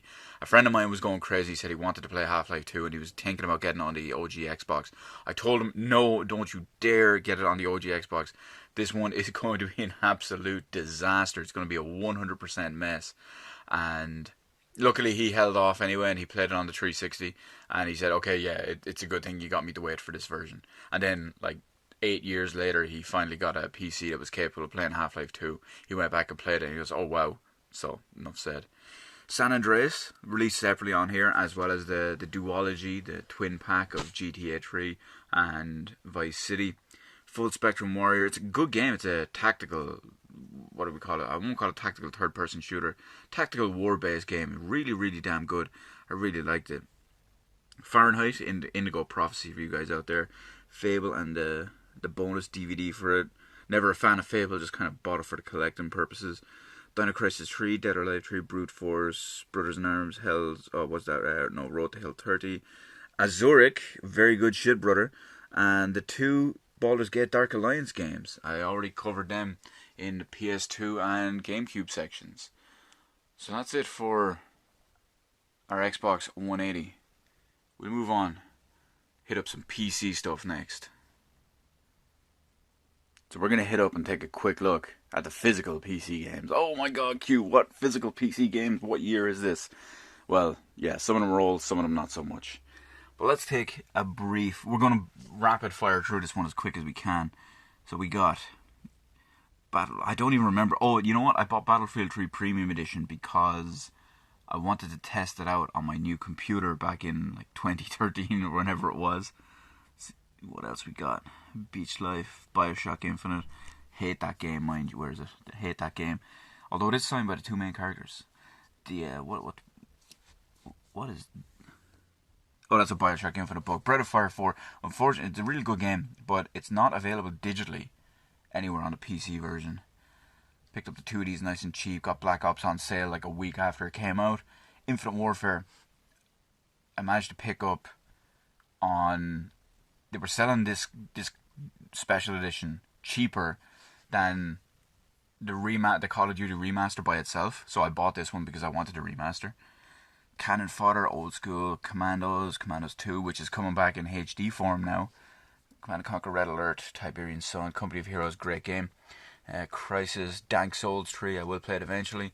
Diablo 2 and the expansion, Diablo 3. Well, with Diablo 1 and 2, I mean, this game lasted me 10 years. So it's kind of crazy in that regard. Diablo Reaper of Souls, hopefully they'll eventually release another expansion pack, but I'm not holding my breath. Dreamfall, Dying Light. Dying Light's a great game. I can't wait for the next one. My original Fallout 1 and 2, New Vegas as well. Funny enough, this I could redeem on Steam, which was nice. Fallout Tactics, the kind of one of the worst in the series. OG Final Fantasy 14 version 1.0, awful game. Final Fantasy 11, Wings of the Goddess and Treasures of Atargan. I don't know what to say about them other than how much time I've ridiculously spent in that one. Bit too much, but well, for some people it's WoW. I guess for me it's Final Fantasy 11. Let's see what else we got starting down here. Well, Gangsters, that was an old fun game. It was real hard. Grandia 2, original PC version. Gunman Chronicles, of course, the legendary Half-Life 2 and Episode 1. I mean, there's not really much more I can say about them other than what are you doing, Gaben? Hurry up. Happy Hour, Hidden and Dangerous, 100 Swords. That was a very disappointing game. Lionheart, Life is Strange Limited Edition. Didn't play it until I bought it after the entire thing came out. And then I didn't play it for about 2 more years. Mafia, Max Payne 1, 2 and 3. Naturally, the proper way to play them. Allied Assault, probably the finest World War II first-person shooter there is. And the 2 expansions are pretty good. Metro Redux, Neverwinter Nights. Notice for 1 and 2 I mentioned now a little bit ago, where it's a shame that they can't be re-released, remastered or remade or whatever because of messed up licenses everywhere. Resident Evil Revelations 2, Serious Sam Second Encounter, such a hilarious game, so much fun to play.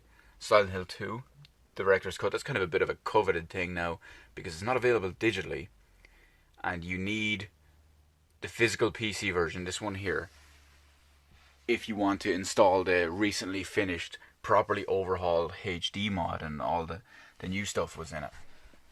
But anyway, let's see what else we got. StarCraft 2 expansion, SWAT 3, that's a brilliant game. Shame SWAT 4 wasn't as good. The Bureau, I got that for free, but didn't even play it. Just looked so bad. Morrowind and Blood Moon. Tribunal is in my Morrowind box. What else do we have? Oh god, Elder Scrolls Online, House of the Dead 2, Realm Online. I never actually played that, I just kind of got it for free. The Settlers, oh, and of course, all the Sims expansion packs. Like, after the first game and the first expansion, they moved over to the DVD boxes. I spent such a ridiculous amount of time playing that. Sims 2 and 4, I skipped 3, I got it digitally and I hated it. We got Old School Witcher Collector's Edition, or Limited Edition, whatever you want to call it. Thief, Original Thief, quality stuff. Tomb Raider 2, quality game. Unreal, it's decent on PC. Urban Chaos and Watch Dogs and Wolfenstein, of course, saving the worst for last. Funny enough, I managed to get this physical edition on release day for significantly cheaper than I could ever find a code for. So that's why I got the physical edition for it. And Watch Dogs, well, I already told a story on that piece of crap. Unfortunately, that's really it for the majority of physical PC games. There's still a decent amount of them, but you'll always find that a lot of them are really just older stuff. Mainly because, well, not everything releases physically on PC anymore. But the convenience factor, just downloading it all and away to go. Usually I only kind of save physical PC games unless I can get a real good deal like that straight away on launch day, or if it's a big collector's edition of a specific game I want. Like, for example, just the other day, I was considering getting the Cyberpunk 2077 collector's edition on PC, but I decided against it. Anyway, that's it for physical PC stuff. It probably blew some of your minds out there that there are physical PC games in existence. But probably one of the other moments everyone's been waiting for now. Next up, the other wall of shame. So we have the other wall of shame. Or yeah, the collector's editions one. The one where I said, remember I have too many collector's editions? Yeah.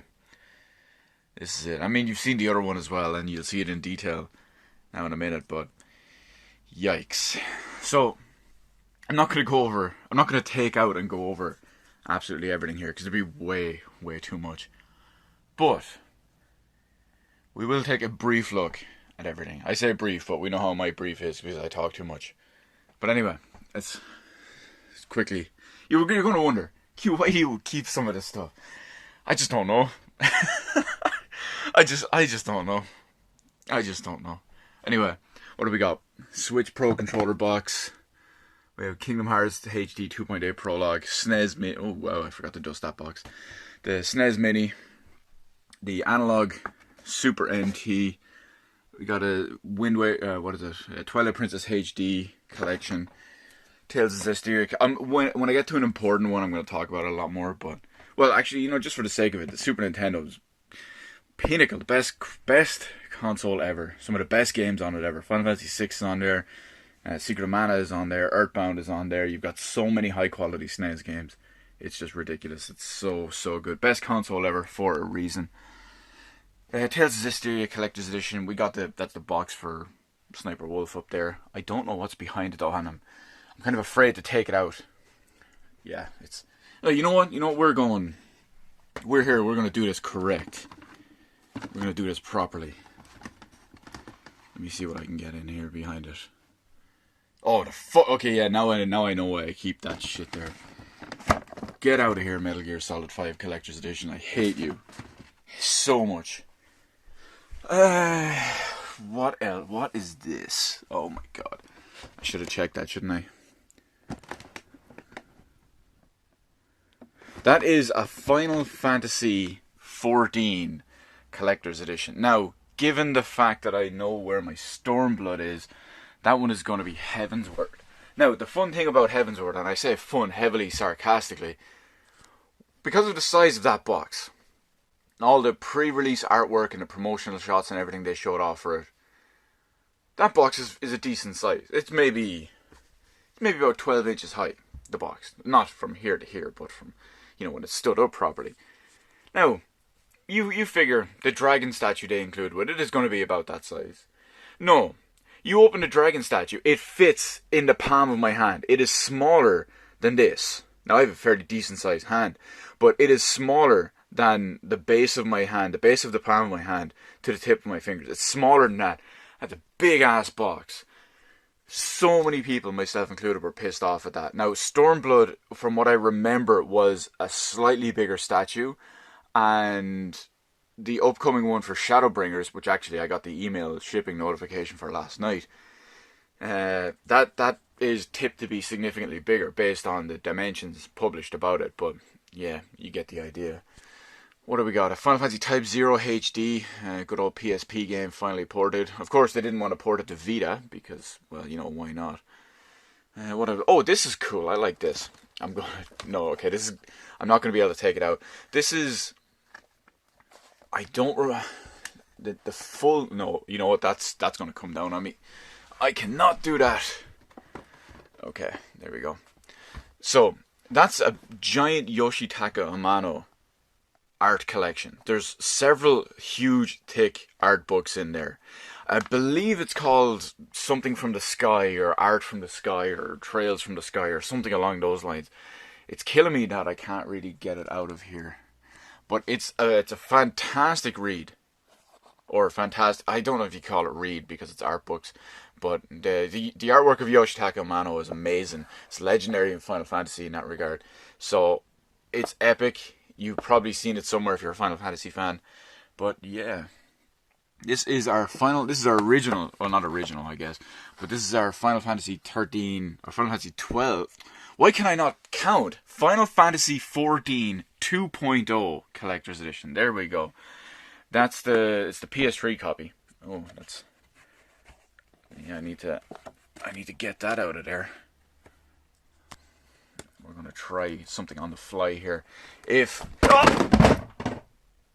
was about to say if stuff falls down on me, I may die. But stuff fell down on me.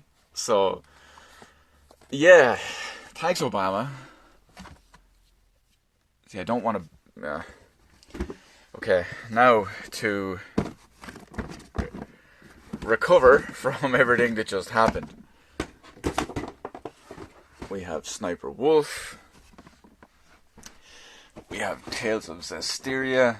And I need to get back up. And, well, that's a fun little blooper. Obviously, I'm going to leave it in because that's more fun that way. That, and I don't have to edit as much. But yeah, so that's the Final Fantasy 14 2.0 Realm Reborn one. So that's that. On the bottom here, we have two collector's editions, both Diablo collector's editions. I have Diablo 3 collector's edition and a Reaper of Souls collector's edition. I'm 99% sure that's the Reaper of Souls one. So you get the idea, they're the same kind of thing. They do come with some cool stuff, like for example the Diablo 3 one comes with a cool Soulstone USB key, which has, you plug in and it has digital copies of Diablo 2 and all that, which is, I think it's Diablo 1 and 2 and all the expansions. But yeah, that's pretty cool in that regard. Now, what else have we got? You may be wondering, Q, why do you have two GTA 4 special editions? Well, fun fact for you here, guys, right? When I was pre-ordering my GTA 4 special edition back in the day, I pre-ordered one of them online. Now, the reason I pre-ordered it online was because one of the locals, I was working at the time and I couldn't get down until later that day, and all the collector's editions had been pre-ordered out. So I pre-ordered it online. Now that was months before release. That was a couple of months before release. But eventually, closer to release, maybe about 2 weeks before release, that store got more collector's editions available for pre-order. So I went down and I pre-ordered one. That was all well and good. Pre-ordered it there and then. Even picked it up in the store at midnight. And I went home and cancelled my online one. Now, for some reason, my online one was technically by me at least anyway, cancelled. But I wasn't charged for it, but they still shipped me one. And that one is still fully sealed. That's this bottom one here. And then I picked this one up at midnight in the store, played the shit out of it and all too. Yada, yada, yada. What else have we got in here? It's a little Fallout bobblehead. I got it for free when I bought Fallout 4. I fucking hope so. I bought the Pip-Boy edition. But that was just an extra thing. We were giving them away for anyone who bought, I think it was like a season pass or something. Any additional sales we managed. Assassin's Creed... Oh, wait, by the way, it's one of the ones over there. Assassin's Creed Revelations Collector's Edition. The last Assassin's Creed game I ever bought. Never played it because Brotherhood was so bad it turned me off the series completely. Ni no Kuni, Wrath of the White Witch. I think this is a great collector's edition. I wish I could take it out. It's just kind of under all this crap at the moment. But it has a really high quality, really cool grimoire, which is the book that Ollie uses in the game, and it's really high quality, it's really well done, and it's really sought after. Apparently in the US there's a much bigger, fancier collector's edition, which is huge, but over here this was one of the big deals that everyone wanted, that because it came with the cool stuff in it. Just like the Fallout New Vegas collector's edition here, this comes with a bunch of like poker chips and cards themed to the casinos and all they have in there. It's one of the really nice collector's editions I have. I said in the previous part of this video that, oh, why is my focus off? That Fallout 3 was one of the ones I really, really liked. I do like Fallout New Vegas collector's edition as well. Not as much as Fallout 3, but you get the idea. Deus Ex, I don't know how I pronounced that incorrectly. Deus Ex Human Revolution. Fantastic game. Kind of a disappointment collector's edition because the character that comes, oh, don't fall, the character and all that comes with it is fairly low quality feeling. Okay, we're having a bad time here. Okay, that's a little bit better. We have the Order 1886 Blackwater edition. I only picked up the Blackwater edition because one day I was coming home and we got I think it was an email or an update or whatever to just set everything Order 1886 off at half price. So I just said fuck it, bought it for half price. Why not? Kingdom Hearts 2.5 HD. I don't know what this is. Oh, this is Call of Duty Ghosts. Remember when I said I have a PS3 copy of Call of Duty Ghosts that I bought dirt cheap for like 20-25 euro? And I only bought it because it was the edition that came with the head mounted camera thing, marked down by about €100. So I ended up buying it just for the lols, as they say. It's just a PS4 box, because that's the 20th or 25th anniversary controller, the one that looks like a PS1. That's Xbox One Elite controller. That's right. I have two of them. If you've seen my like updated streaming PC setup and all too from earlier this year, you'd see that I use one for my PC constantly and one for my Xbox One that I never turn on. NES Classic. We have, oh, what is this, limited edition? Oh, it's final. Is it Kingdom Hearts 3? No, it's Kingdom Hearts 1.5 and 2.5. Where's my Kingdom Hearts 3 collector's edition? Wait a minute. Where did I put Kingdom Hearts 3? Let me look. Where am I?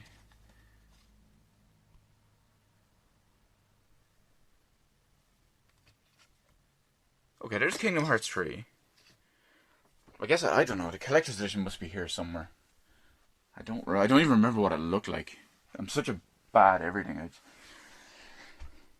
I give up. Fuck it. We don't have to worry about that. Now, well, right. BioShock Infinite. Okay, BioShock Infinite. This is I think it's called the Deluxe Edition, Premium Edition. There was another edition that I really wanted. I wanted the Songbird Edition, because this was back when, one, I was hyped up for BioShock Infinite because the first two games were great. Obviously, this was before I played Infinite and realised it's absolutely shite. But I really wanted the Songbird Edition because of the hype, as well as the fact it was in the same time I bought I was buying collector's edition, the biggest, baddest collector's edition of every game I was ever interested in. Luckily, I kind of didn't buy it. I dodged a bullet in that regard because BioShock Infinite's a load of dirt. But yeah, that was kind of fun. However, I will say this edition does come with it comes with a keychain for one of the Murder of Crows, what did they call them? Vigor drinks. I was going to call it plasmid drinks.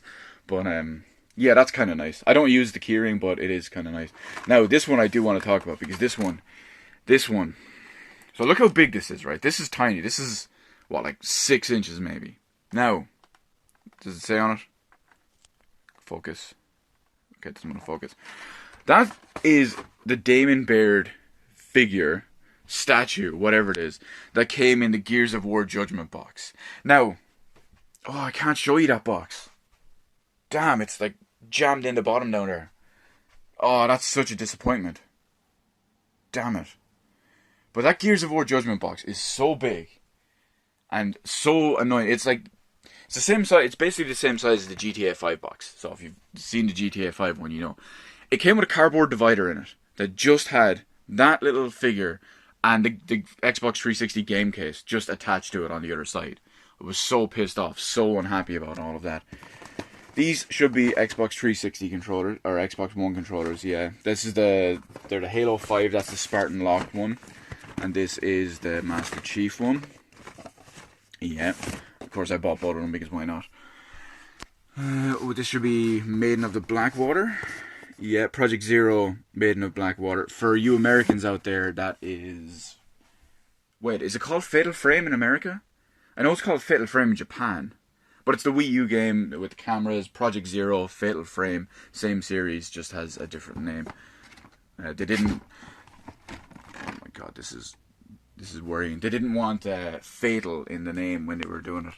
Star Ocean Integrity and Faithlessness, there's not much to say about that really. We have a Blizzard Collector's Edition, which looks like it is probably my Protoss one.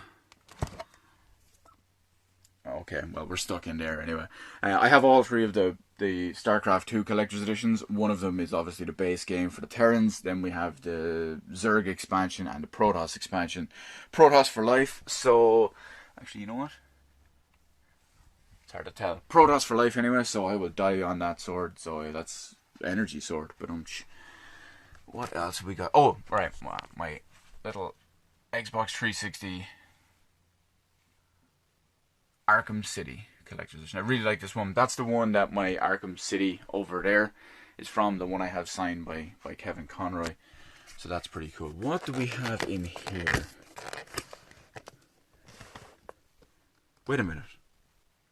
If that's Call of Duty Ghosts, what was this?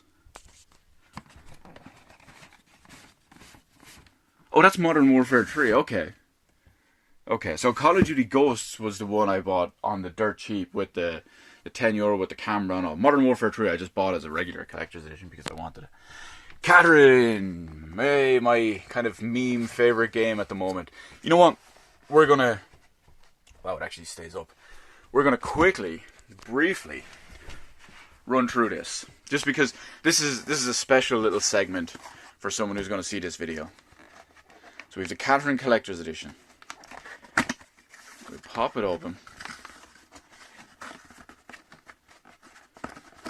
This is very, very hard to do with one hand.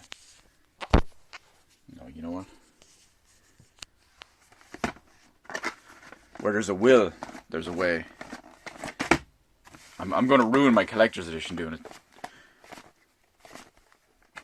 Okay, where there is a will, there is a way. And I have the will, so I will find the way. I'm like Ugandan Knuckles. I know the way. We got our lovely little Stray Sheep special delivery pizza box. Everything with the game inside it. Now, as far as I know, the US one is a little bit different. I believe it's a little bit bigger and has a little bit of a different shape. And the US one comes with one or two slightly different things in it. This one comes with a replica of Vincent's t-shirt. Now, as far as I know, in the US one, it comes with his like love heart boxer shorts. There's some coasters. Oh, they're flying everywhere. We got a Catherine coaster. We got I was expecting the other Catherine coaster, a Vincent coaster. And we have a poster. Poster coaster. There's a poster as well. I know it's a lot of effort for a special little segment for someone, but it is what it is. Nothing I could do. Well, I had to do it. So let's throw this one back down and go from wherever we can. Now, hopefully everything's not falling apart on me now. But other than that, after Catherine, what else do we have? We have... Oh, there's Kingdom Hearts 3. So we got Tales of Xillia. This is a great collector's edition because it comes with a statue of Mila Maxwell, who is Bay, of course. It's a great game as well. It has some fantastic characters, as you'd expect from the Tales series. Can't wait for Arise. GTA 5 collector's edition. I've talked about it before. One of the few collector's editions that I felt especially burned by and especially hard done by. And this is just Tales of Xillia 2. It's basically the same thing, but slightly bigger. And it comes with a statue of the main character, whose name I cannot remember because I didn't finish the game because it was kind of boring and bland compared to the first one. I got like a weird little... Oh, Final Fantasy XIV Collector's Edition. Funny enough, there's something in this that's... It's a little kind of art book. Not an art book, it's a little notebook. It's really nice, it's really high quality, and it's one of the things that feels cool and kind of special about most collector's editions. I got a little box for pre-order my Vita back in the day. It came with, I think it has a small pair of headphones and a screen wiper, some shit like that. Tales of Berseria Collector's Edition has little mini chibi statues and all too. This is just one of my headsets. I got that one for free for winning sales contests because I'm a beast. My Vita, Kingdom Hearts 3. What else do we have in here? My Destiny 2 Ghost Edition that we don't like to talk about. Under that we have StarCraft 2. And, this one has, the name is on it. What does it say? I can't see it. Damn it! I think that's the Zerg one. That could be the Zerg one. But yeah, the collector's editions for them. They're cool stuff in that regard. And in behind it, there's the Kilo Squad edition. Yeah, it's hard to get a proper look at it, but that's the piece of shit Gears of War Judgment edition. Skyrim Legendary Edition. The big boxes. We're saving the biggest ones for last, of course. So Skyrim Legendary Edition. I have the big dragon, which we'll see a little bit later. Alduin, or whatever his name is. It's been so long since I played Skyrim. And this one. Yes, this box goes all the way back in behind it. This is the Steel Battalion. I won't say collector's edition because it's the only edition of the game. That's Steel Battalion. That's the one I talked about before that has the giant 40 button, 2-stick, 3-pedal, 3-panel controllers for the OG Xbox because it's a giant mech game. I suggest you look it up online for the controller. In fact, I might splice in a little bit of an image now so you can get the idea and see what it's like. But yeah, fun times. I wish I could set it up properly and play it more nowadays, but it's just kind of unwieldy and, well, part of me doesn't want it outside of a little bit of nostalgia. But that's the main thing about the Collector's Edition Wall of Shame. The first Collector's Edition Wall of Shame. There is technically another. That one there. Yes, I purposely did it too fast so you couldn't see it properly. But, yeah, we'll move on. Next, there's just a couple of little... What do we have? We got some extra little collectibles and stuff. Mostly stuff from collector's editions, mostly.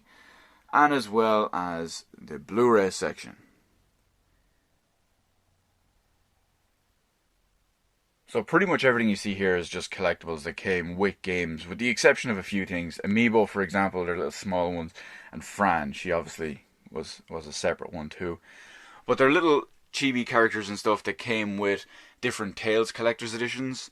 One of them was the Berseria Collector's Edition. The other was the Symphonia Collector's Edition. So that's why they kind of mix and match in there.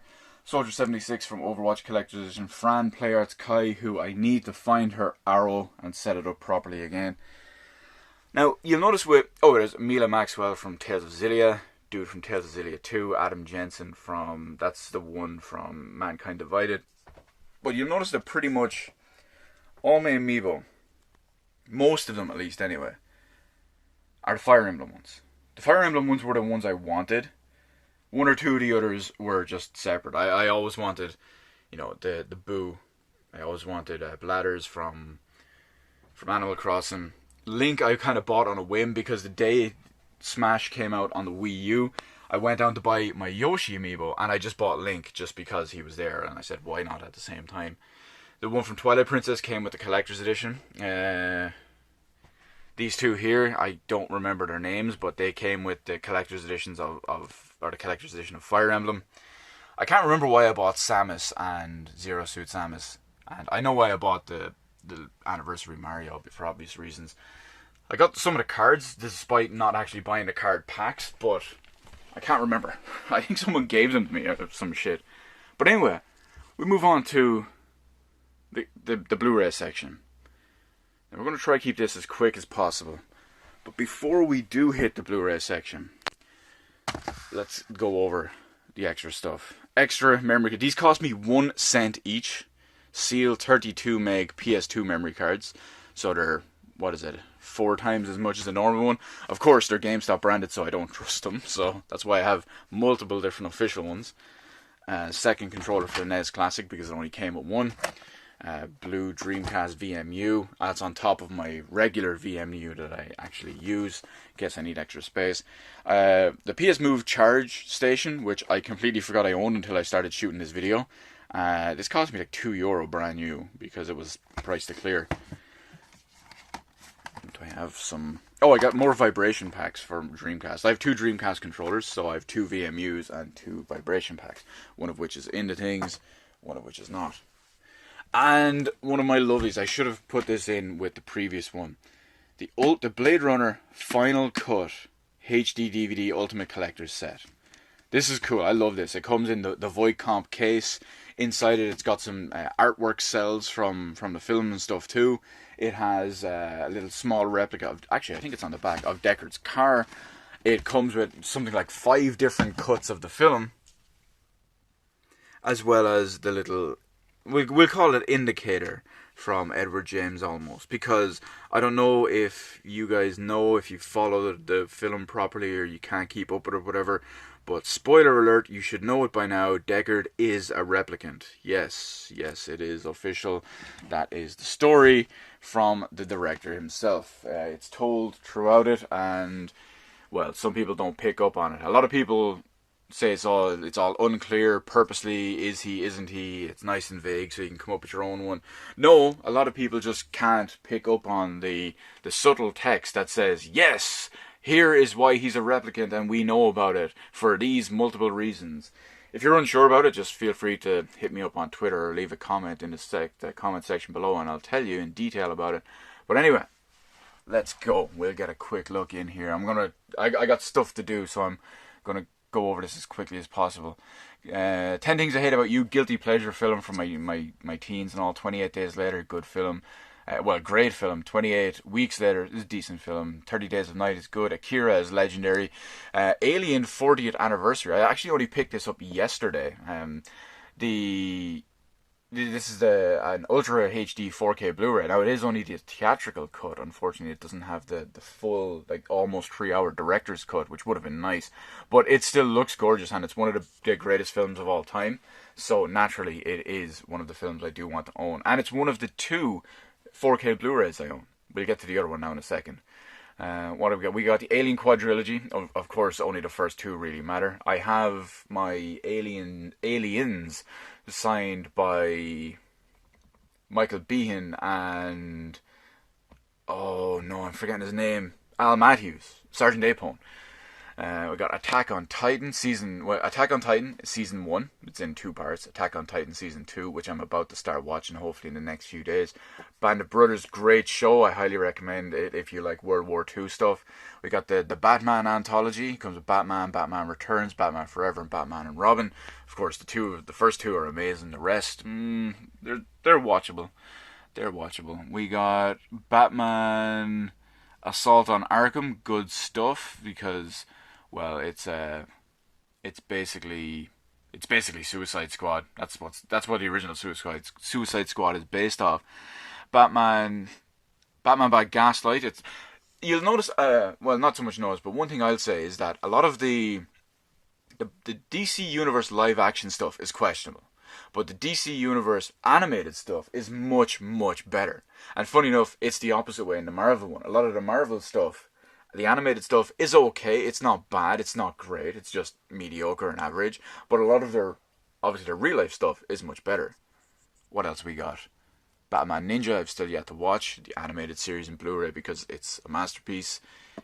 Original series, Dark Knight Returns Part 1 and 2, highly recommended for everyone. Same with Killing Joke, Be Kind Rewind, I don't remember that, and Blade Runner Ultra HD 4K original, but it is the final cut, of course, but it's the original one, not the shitty new one that I refuse to watch.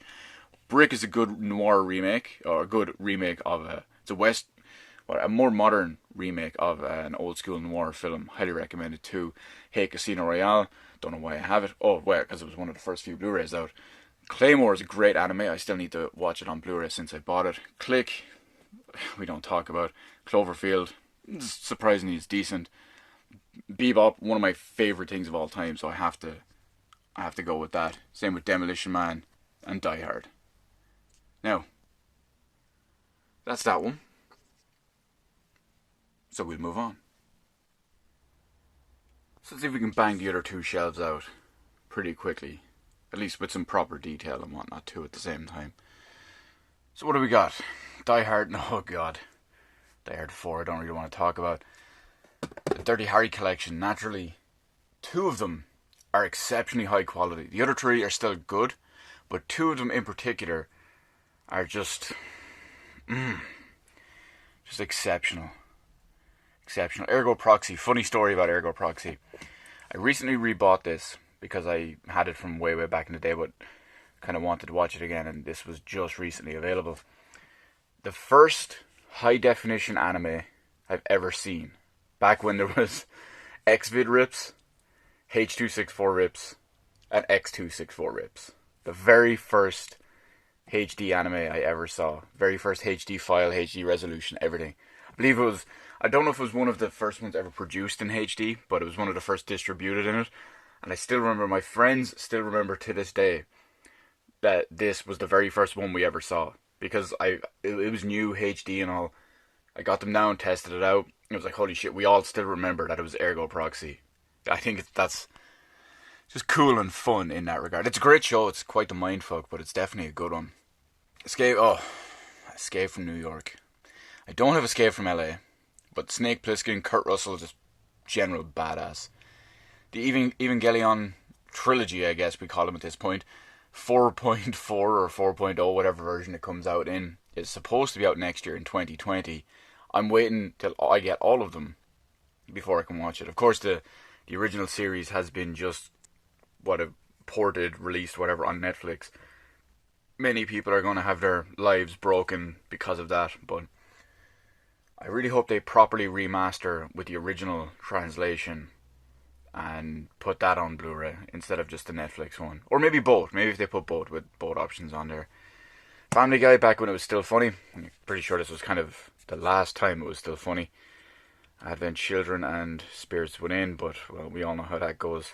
Firefly, a great cult classic. Unfortunately, it died before its time. It should have ended, but, well, it's definitely worth a watch. If you like sci-fi, if you like Star Trek, if you like sci-fi, if you like Cowboy Bebop, if you like space stuff, that's definitely something that's worth considering.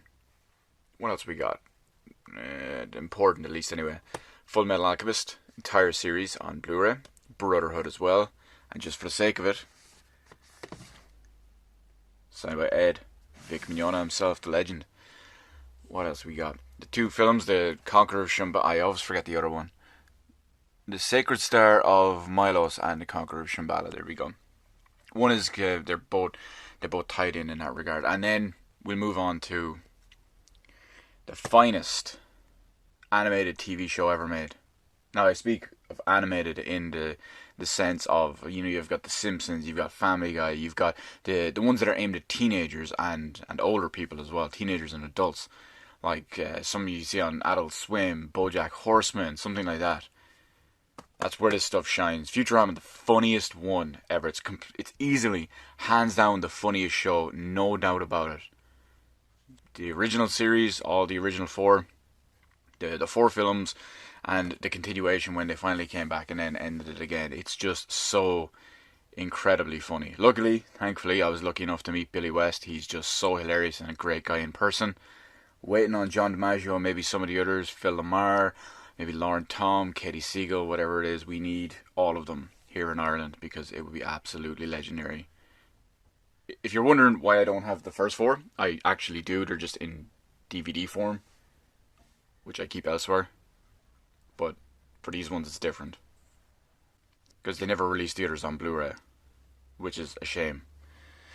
Ghostbusters, obviously it's classic. Classic for so many reasons. People shit on Ghostbusters 2. I think Ghostbusters 2 is still a good film. It's just not as good as the first one, and I think it's a bum rap because of that. It's like Bioshock and Bioshock 2. Ghost in the Shell, one of the most amazing original animated films of all time, Japanese animated films of all time. Ghost in the Shell 2, Innocence, I'm very divided on in some ways. I think it's not a great Ghost in the Shell film. It's an okay Ghost in the Shell film if you take in the lore and the universe and whatnot. But if you take it out of that context, it's actually an exceptionally good detective anime film. If you just watch it in that regard, it's really, really well done. Speaking of Ghost in the Shell, you can see I'm a big fan, hence why I don't know how many people know this. I've said it multiple times, but who knows who's actually seen this. I actually have Bae, the Major, Motoko herself, tattooed on my back because, well, she Bae. What else we got though? We got Arise, which has been met with massive critical, not derision, divisiveness, which I've never watched. As you can see, they're both still fully sealed. Same with Ghost in the Shell, the new movie. But the most important thing, if not, we'll go with 50-50 most important thing, because the other one is obviously the original film. Standalone Complex, first and second gig last year, 2018, finally saw a release. This is one of the highest quality anime TV shows you've ever seen. I've always said that I have two favourite anime. 50-50 tie between Standalone Complex and Cowboy Bebop. If you ever watch either of those, you know why. The other ones we have though, they're kind of a revision, or not so much, they're condensed versions. You've got Individual 11, which is essentially a condensed version of Ghost in the Shell Season 2. You've got Laughing Man, which is a condensed version of Ghost in the Shell Season 1. And Solid State Society, which is its own separate post-release story. That's just a different variant of Solid State Society. This is the original variant, if you will. They released it on DVD way back in the day, then they released it on Blu-ray, and then they released a kind of updated trilogy, or the updated 3-pack, which are these ones, so I went and got those. I don't like to talk about why I own Good Luck Chuck, probably the worst Blu-ray I ever saw, or the worst Blu-ray I own, I should say.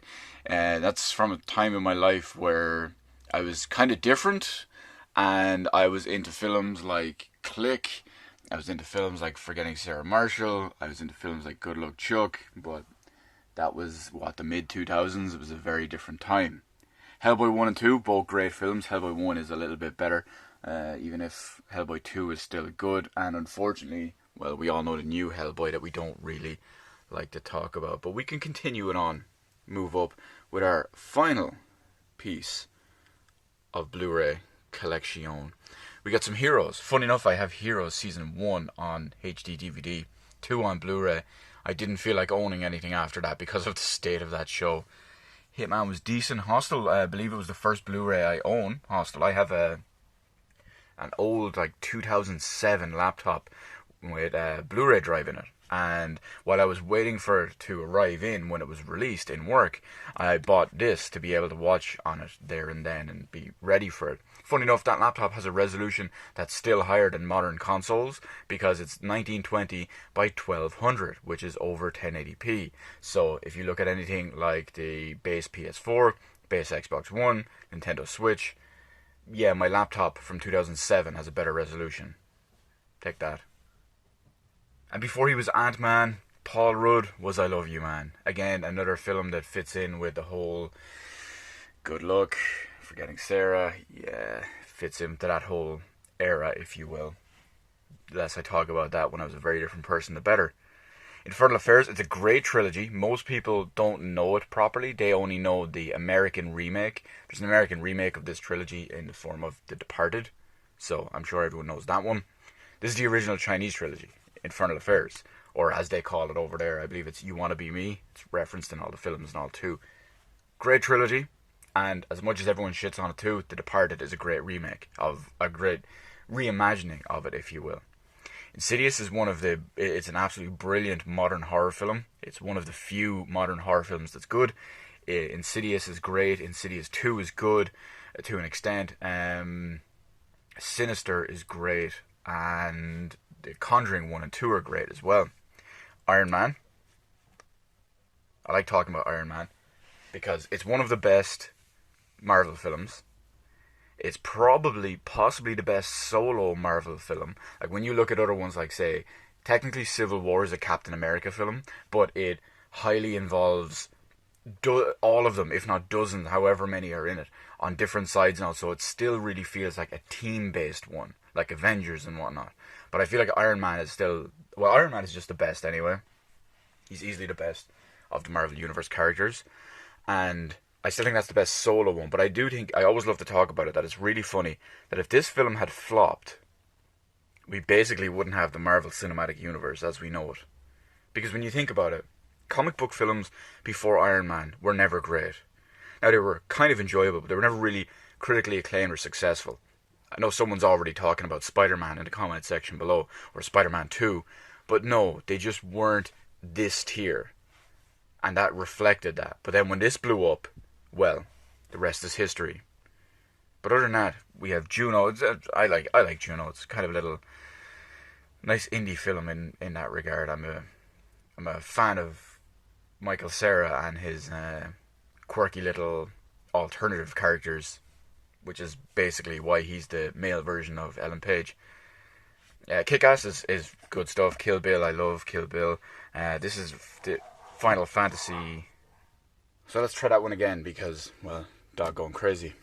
The Final Fantasy 7 or Final Fantasy 15 Kingsglaive. Now, you'll see that this one's not open because I found out that yes, the Ultimate Collector's Edition comes with this one. Oh well, the Ultimate Collector's Edition came with Kingsglaive, so I watched that version of it. Machete, always some great laughs. Max Payne, I kind of just bought for, what do we call it? completionist's sake, I'm a huge fan of Max Payne 1 and 2, some of the greatest games ever made, so I had to own them. Perfect Blue, it's a great original old school anime. What really kills me, you'll notice that this isn't open.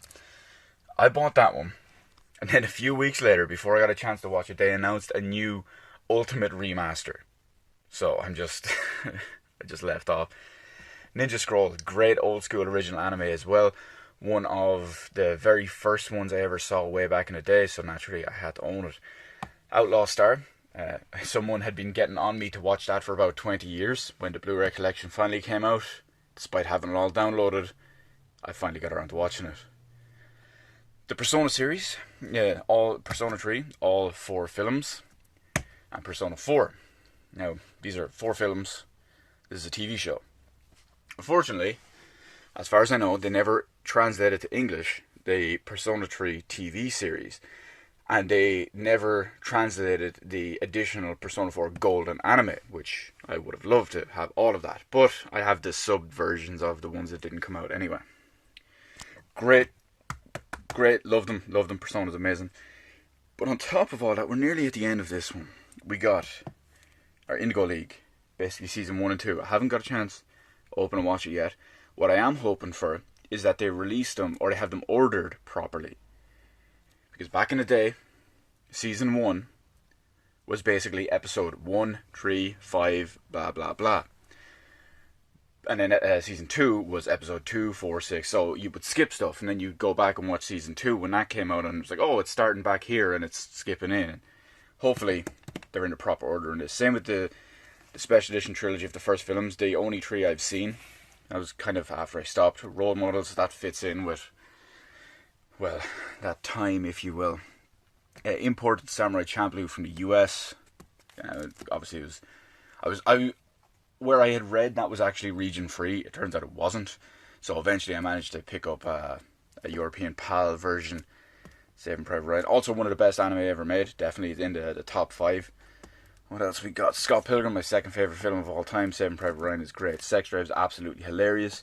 Shoot 'em Up is... like, I understand it, it's just not the funniest thing in the world. It's worth a watch maybe once every few years. Signs is great, I really love that, I'm a big fan of it. Same with Sin City and Tropic Thunder. And I just recently, about a week or so ago, I got Space Dandy. I've been meaning to watch it forever. I just never got around to it. And the Next Generation entire Blu-ray set. There's like 48 or 52 discs in here. It might say it on there. The Full Journey. No, it doesn't say it on there. But there's like 48 or 52 discs. All Blu-ray in here. And it looks surprisingly great. For something shot in the 80s and 90s. The way they remastered it and all that, it actually looks fantastic. But anyway, that's the Blu-rays. We don't have much left now. Just some handheld stuff, some Wall of Shame collector's editions, and 1 or 2 other miscellaneous. So with the Blu-ray out of the way, we can move on to some of the last stuff that's left. But before we do, I want to kind of blow everyone's mind here, because I know a lot of you guys aren't European like myself out there. So check out some of our crazy European plug sockets. Boom! I know, absolutely insane. Although these are technically the Irish and UK ones, because the mainland Europe ones are different. But anyway, I just wanted to blow some minds. But moving on, we've got some arcade PCBs. I have no proper way to store these, so I just keep them all in like proper bubble wrap and all. This one here is Sly Spy. They both work. This one is Sly Spy, so that it's an amazing old school arcade game. A lot of people incorrectly think it never got a home port, but it was actually ported to the Commodore 64. So that's a little bit of info. But you know, most people say, "Oh, it never got a home port," we're just typical Americans. They go, "Oh, it means it didn't come to the NES, which means it didn't have a home port." Yeah, it doesn't work that way. And underneath it, there is Ghosts and Goblins. It's old school Ghosts and Goblins. It's like the NES version, but actually good, because the NES version is terrible, despite... Now, I'm just going to catch a bit of flack for that, so I will clarify. Obviously, if you grew up playing the NES version, you can enjoy it. You're not wrong in that regard, but the arcade version, which is the same game, is superior in every way. But, I mean, I'm not going to take away from the enjoyment you had as a kid growing up on the SNES, or on the NES with it. I do want to pick up more arcade PCBs eventually. I'm just, for those of you who do or do not remember, December in 2018, I swore off retro collecting and retro purchasing in any way for at least a year. So it might start up at the start of 2020. I might go hard back into it and splurge, but there is a couple of specific ones I want. To be honest, because of how rare and how difficult to find and all in proper condition, I think if I ever just stumbled, usually I've been avoiding completely. I don't even look into stores. I don't look online. I don't look in the windows of the stores of anything for retro stuff the last, like 6 months at this point. But I do think that if by some magical reason I stumbled onto some arcade PCBs that were possibly ones I wanted, I think I would I would just buy them. The opportunity would be too great and it would just be too good to pass up. But there'd be very select ones. I'm talking like Teenage Mutant Ninja Turtles, stuff like that. There's The Simpsons, X-Men. It's the very specific ones. AVP, Street Fighter, stuff like that. Anyway, what else do we got? This is going to be a good laugh. What does everyone think these are? Well, these are data discs. These are data DVDs. Take that, everyone. This is what we did back in the day when we downloaded whatever it was, TV shows, films, anime, anything like that. Funny enough, I see Naruto, some of the Naruto stuff here at one point. I had a falling out with my best friend at one point over Naruto. Now, it was a misunderstanding, and he stopped talking to me for a few months over it because he thought it was something different. But what happened was at the time, Naruto was currently at about episode 115, 120. It was in around that mark. So you'll see that these all go up in 25 increments. So I was on the 5th one, essentially. Now, my problem was I had downloaded a significant amount, and I hadn't burned them and all that yet at the time. I hadn't burned all of them, at least, anyway. And he asked me for a specific disc. I believe it was the one I was currently on. I think it was, let's just say 101 to 125 or whatever it was. And I just said, listen, I'm using that one at the moment. If you want to hang on about 2 weeks, I'll lend it to you then. And he just said, oh, no, don't worry about it. And then he got pissed off about that. And he told like some of my other friends and all as well. And I don't know who they sided with, but I mean, I was still talking to him the entire time. But he didn't talk to me for like 6 months. He pretty much hated me. And then at one point, I think at one point he texted me asking if like I was still around or whatever. He came over and we were talking, and he goes, "Oh yeah, after we had that little incident a while back." I'm like, "What? You had an incident? I was fine. You could have called me or text me or come down at any time. No problem." I mean, I explained the situation to him at the time, and he still got pissed off at it for months, but I don't know, it's people are weird. And, we were teenagers. It was a long, long time ago. So I guess at that point, we'll go with hormones. Why not? Irrational hormones. Now, this is going to be last. We're going to get to this in a minute, because I have to pull all that stuff out. So before we do hit the final wall of shame with the collector's editions and stuff, we'll go over the handheld deals, because we got a good bit of stuff in here. We're going to start with the PSP though, just because. Now PSP is a great console, great handheld. It has so many high quality games, as you can see by some of the decent selection I have. And I do want to, I'm not going to do it yet, but I will. I'm looking forward to one specific series that I can talk about when I get to here. But anyway, PSP, what do I got? I got the first 3 Bleach Heat the Soul games, imported from Japan. Great fighting games, so much fun. I got the first one with my PSP way back in the day. And like the quality of them on the PSP at the time, it was fantastic. Breath of Fire 3, one of the best JRPGs there is. It's one of the best JRPGs of the PS1 era, and when they ported it over, absolutely fantastic in that regard. Crisis Core, that's a decent game.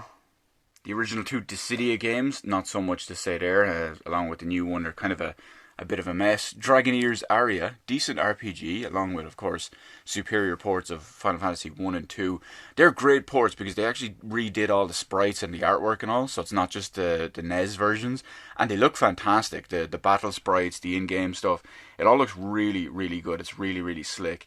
As well as Final Fantasy 4, the complete collection. It includes the After Years, which is the WiiWare one that they put in there too. And we got GTA, Chinatown Wars, and Liberty City Stories, and Vice City Stories. They were only bought fairly recently. I believe it was last year, in collection purposes and all. It's funny, I still remember I had bought 2 of them, and I was going back up to Dublin for a convention with a friend, and I just said, Laurie, listen, we're going into some of these stores. The one specific game I'm looking for this weekend is Liberty City Stories. Or I think it was one of them anyway. I'm pretty sure it was Liberty City Stories. And then we walk in, and it was there. I'm like, yes, this is my weekend. I can do it happy. We're good. But anyway, we can move on. Let's see what we got next. We got Innocent Life. It's basically it says on the side of it, a futuristic Harvest Moon. It's good stuff in that regard, definitely. What do we got? Kingdom of Paradise. I got shortly after my PSP. Metal Gear Acid and Acid 2. Card games, believe it or not. Not bad. The first one was really good. The second one, questionable. Metal Gear Solid Peace Walker is a game I absolutely hate, so I won't really talk about that one too much. Portable Ops and Portable Ops Plus were just collection... one of them was a collection purchase, one was given to me for free. But Monster Hunter Freedom Unite. Now this is something I wanted to talk about. I'm not going to go into super detail about it, but I just want to throw it out there for many people who incorrectly think several things. Like, for example, that the Nintendo 3DS and Nintendo as a company saved Monster Hunter, which is factually untrue, because the PSP and Sony saved Monster Hunter. It kind of flopped on the PS2 when the first game launched, but on the PSP, it massively sold. In fact, to this day, the number 1 selling Monster Hunter game of all time is Monster Hunter World, which isn't on the Nintendo platforms. And the second highest one is a PSP game. It's not a 3DS game. It's not a DS game. It's not a Wii game. It's not a Wii U game. It is a PSP game. Take that, people who claim incorrectly about history. In fact, Sony prolonged the lifespan of the PSP in Japan specifically based on the sales numbers from Capcom of one of the Monster Hunter games. It kept it going for about another almost 2 years after the console was essentially dead, just because of how popular it was. Insanely popular it was in Japan. So good to know. So good to be correct about that. What else we got? Phantasy Star Portable 1 and 2. Popolo Croy. I don't think I've ever even played that. I think it's still sealed.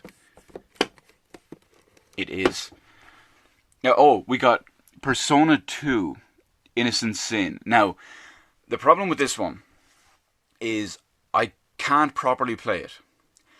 Well, I can, but I don't want to, because I need the other half of Persona 2, which wasn't released. As far as I know, it wasn't released on PSP. Maybe it was, but it was never released over here, or maybe it wasn't released outside of Japan.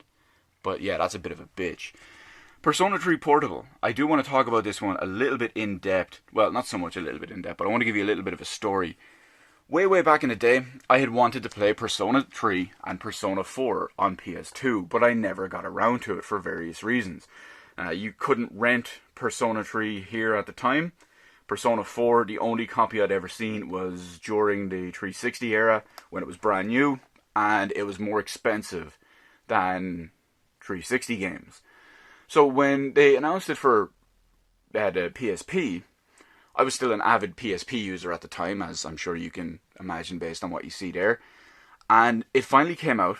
I bought it. I loved it. I started playing. I was like, holy crap, this really, really feels like a high-quality PS2 game, which makes sense because it was a high-quality PS2 game. I didn't finish it. I got about halfway through it at the time, and I didn't finish it. But that's essentially what properly started my love for the Persona series. It was the very first proper Persona game I ever played. And since then, I got Persona 4 Golden, I got Persona 5, I finished Persona, I went back and did Persona 3 FES, and the series is just amazing. It's just such an amazing series, high quality stuff. Silent Hill Origins, believe it or not, it's a good game. It's probably the last good Silent Hill game. I don't remember what came out last, Silent Hill Origins or Silent Hill 4 The Room. But Silent Hill Origins is actually a decent game. I was, very, very skeptical about it, but I went in, I started playing it. It's actually pretty good. It's what you'd expect from a Silent Hill game. Star Ocean, ow, bang my elbow. Star Ocean First Departure and Second Evolution. Good remakes of the original games, and the first one there, First Departure, is getting a HD port to the Switch and the PS4. I believe it's next year. Definitely going to be picking that up on PS4 and probably getting around to playing it again. Tactics Ogre, essentially a sequel to an old school, I guess you call it an old school tactical based, think Fire Emblem style game. Tales of Eternia, not too much to say. The Third Birthday, now that's actually Parasite Eve 3, but it's a heap of dirt, that game. But The Legend of Heroes and Legend of Heroes 2, I am missing the third one, but those two are good games. They started off the series, which eventually spun off into Trails of Cold Steel. And we all know that that's a fairly popular series. Valkyria Chronicles 2, that's a damn good game. Unfortunately, if you're a big fan of Valkyria Chronicles 1 on the PS3, or even one of the remastered versions, like I am, you will find it a bit more limiting and a bit more restricting, because they had to cut down and remove so much and all because of the PSP limitations. For example, every like battle in every area is broken into 4 or 5 different screens because of obviously loading and RAM issues. So you could travel between them all in that regard. It's not one big thing. They removed some of the classes. They changed some of the stuff around. So it's still a decent game. I still recommend it if you like the first one. Just go in with slightly lowered and tempered expectations. Who knows if we'll ever see the third one here in the West. You can obviously emulate it on PC using the PSP emulator and put in the fan translation, but it was only ever released in Japan and has never been officially translated. Maybe we'll get it eventually. After all, we do have Valkyria Chronicles 1, 2, and 4, and 4 did pretty well. White Knight Chronicles Origins, I bought this with White Knight Chronicles with the intent, because it's kind of a companion game. Stuff could transfer back and forth and all, but as you see, I never opened it, so whoops. And Valkyrie Profile Lennet. Damn good game. I remember wanting to play it for ages, and then I finally managed to import a copy, and it was a damn good game. What is that? Oh, that's my PSP. My PSP. It's my original. It's not a launch day PSP, it's the second batch, because launch day PSPs came with firmware version 1.0, 1.00 on them. Mine came with, I think it was 1.11 or it was either 1.1, 1.2, or most likely, from what I remember, 1.5. But that's it for the PSP. I mean, we still have some stuff in there. We got some Game Boys, we got some DS, we got some 3DS, but we can hit that up next and see what's up. So that's the Sony PSP handheld stuff out of the way. Let's put up the Nintendo DS, 3DS, as well as one or two other little random bits in the meantime also. Now, we'll start up at the top. We'll get our Sony PSP stuff out of the way. We'll start with two lovely little pieces we have up here, little pieces of work. A Game Boy Color. This one has a special meaning to me. Obviously it's Pokemon Gold too, but this one has a special meaning to me. I never had, originally, an OG Game Boy back in the day. And I picked up a Game Boy Color as my first one. I'd looked into, there was this new magazine out called, I think it was a Game Boy Color. I think I still have my first issue somewhere in a different attic, in a different storage one. But it was all about the Game Boy Color, original Game Boy games that would work on them, some of the upcoming stuff as well. And that's where I learned about Harvest Moon and the new Zelda game, or at least to me it was the new Zelda game, Link's Awakening DX.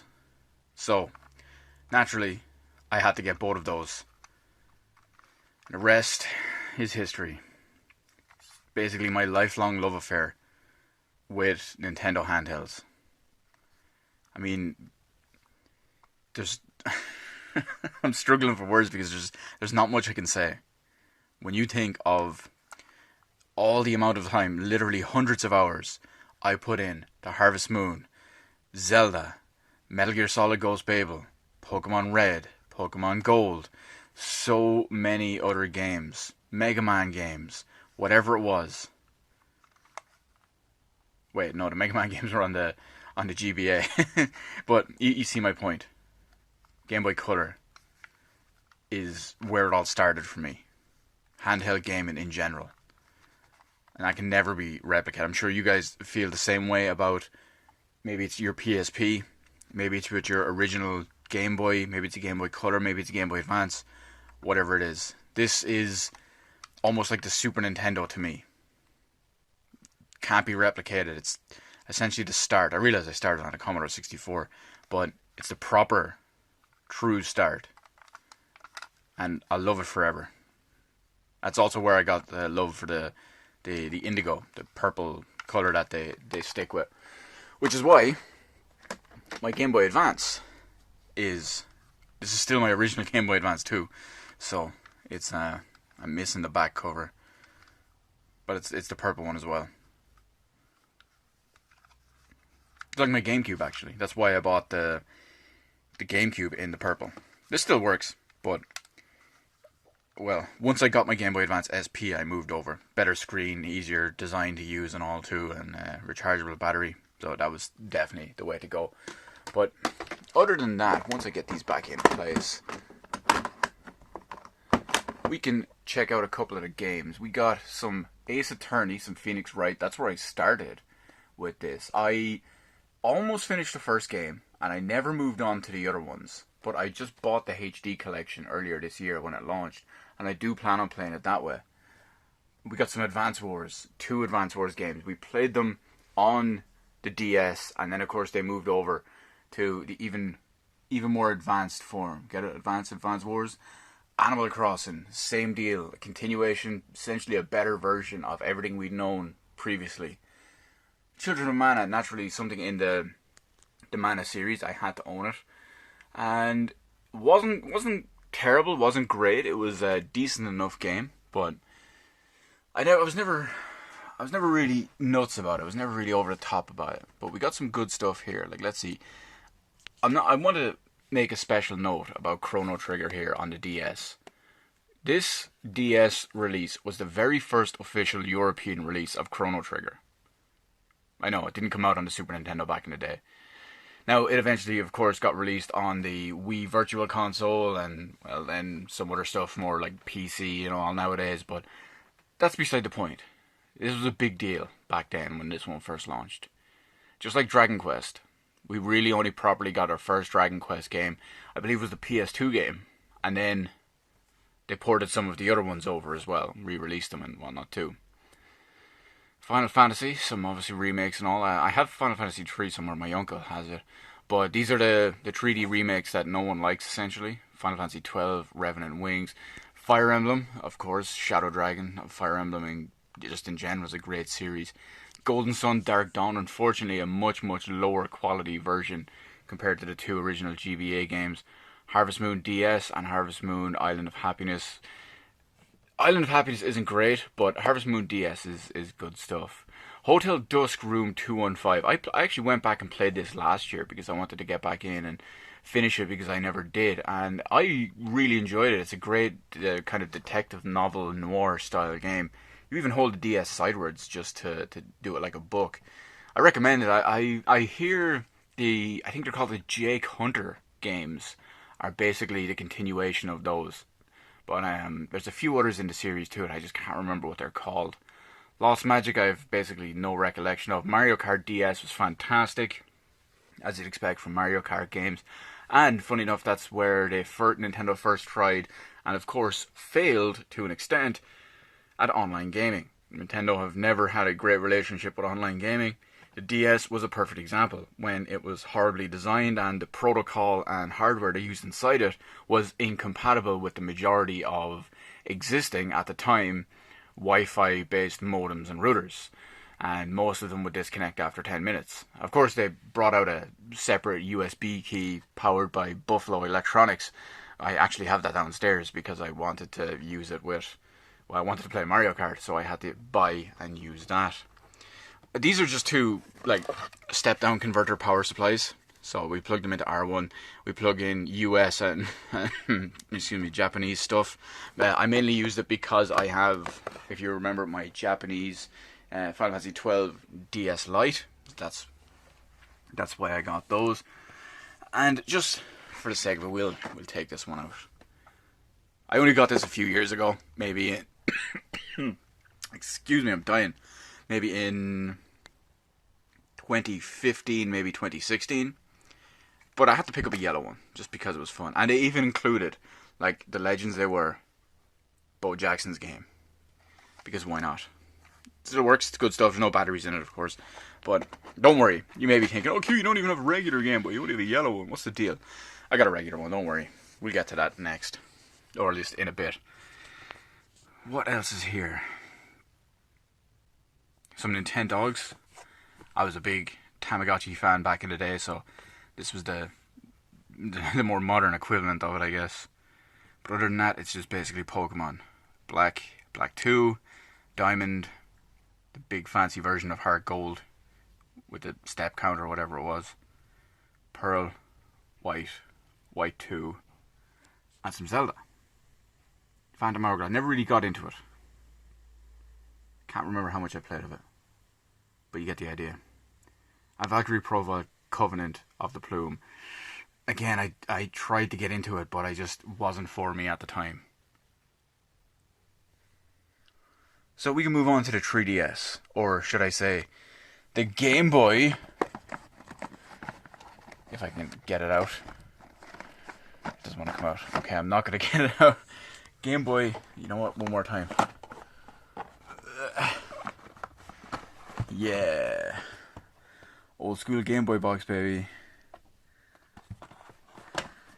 In there is an original color green dot matrix screen Game Boy.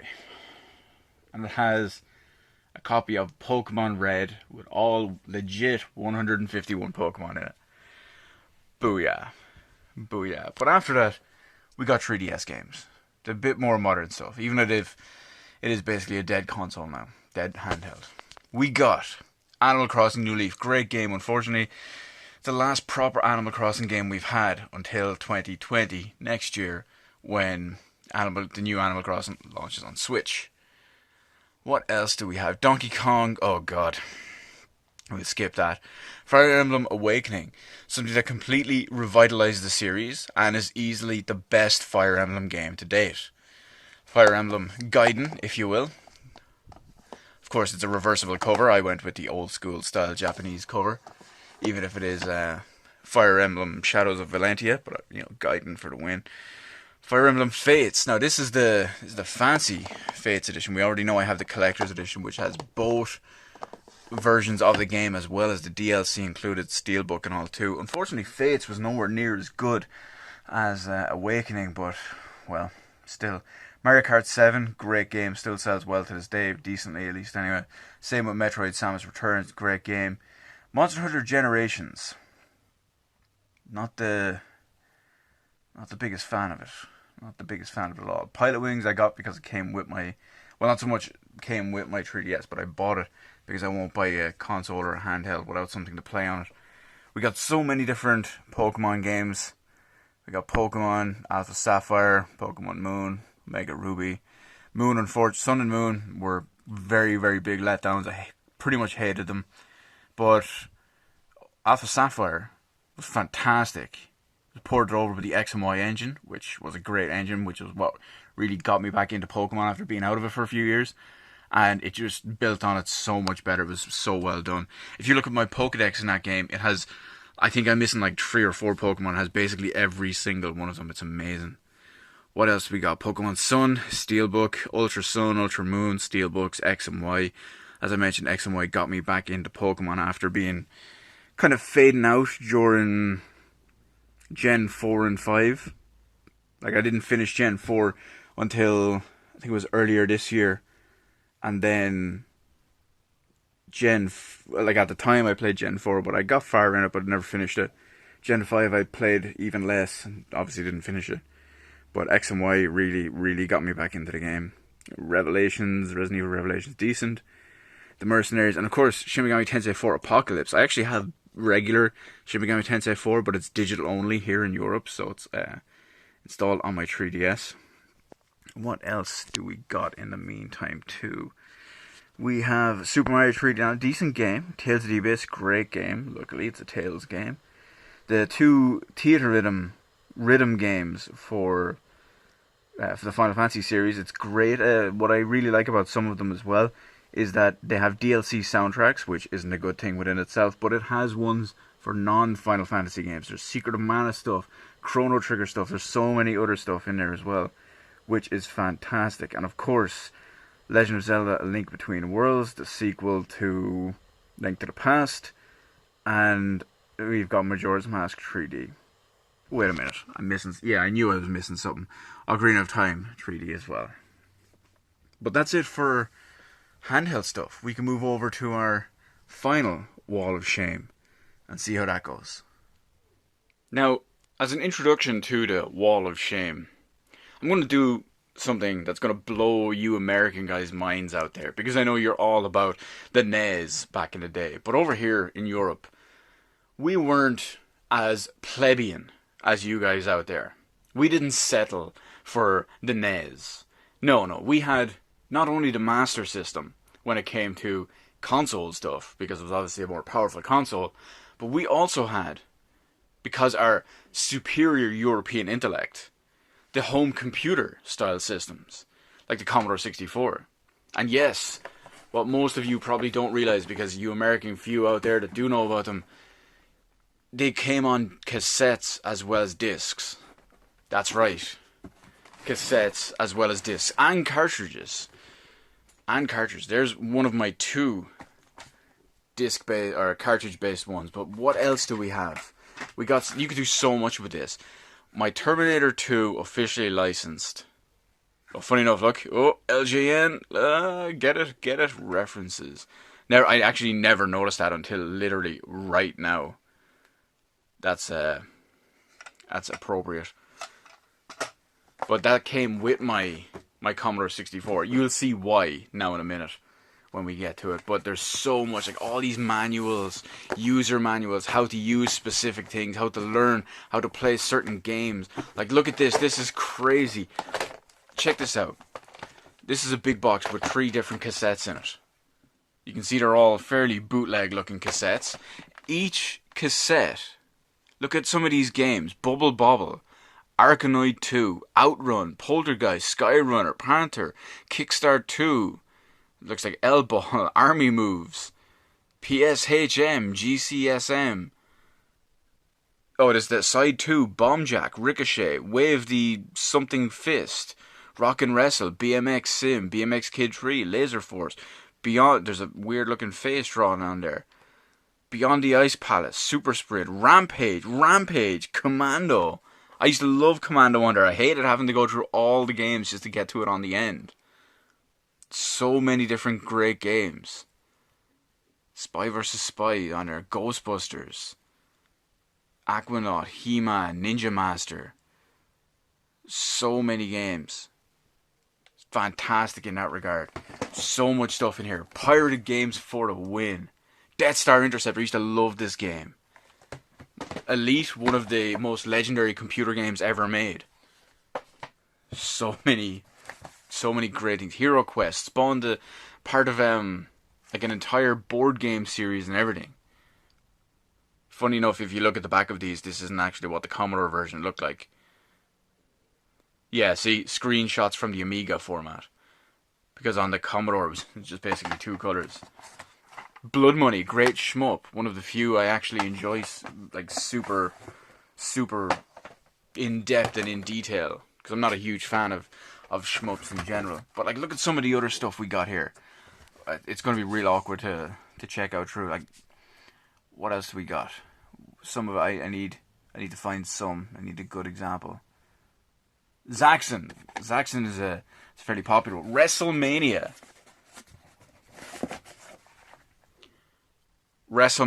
We got the British Bulldog, Sergeant Slaughter, and Hulk Hogan. Free pin badges. That's what I'm talking about. Officially licensed, baby. Bonanza Brothers. Also on the Mega Drive as well. Used to love that game. So much fun. It's just the same also with Space Gun. a Commodore 64 game, Commodore 64 port of an old arcade shooter. Crazy to think they could do this stuff. Just like along the lines of the Dizzy series. I used to love this series. You could almost say some of the first RPGs I ever played. Dizzy games were fantastic. Apparently one or two of them were eventually ported to the NES and a bunch of them were cancelled as well. But they really, really shine back on here. Now, I know what everyone is probably thinking, because these are all on cassettes, which is very different for you US guys out there. But not for me. I mean, technically, I've never seen in person a Commodore game on one of the large floppies. No, I shouldn't say that. That's not exactly true. Let me clarify that just for a second. I've never owned one. I've never owned one of the floppy versions, and at the same time, I've never seen one of the Commodore 64s that you guys are probably familiar with. The big ones with the almost built-in monitor, because our ones you could just connect to any regular TV. There was a monitor port on them as well, but you could just connect them to any regular TV. And I've never seen one of the ones in person that accepted the diskettes, because it's just such a regional difference and all too. But anyway, that's some of the Commodore 64. We move on to the rest of it before we hit up the Collector's Edition Wall of Shame Redux, the Redrop Part 2 Deluxe Edition, Hyper Fighting 2 Turbo. Now this is a fairly inconspicuous box, am I right? It's just a regular old cardboard box. You might find Solid Snake inside it or something to that effect. But no.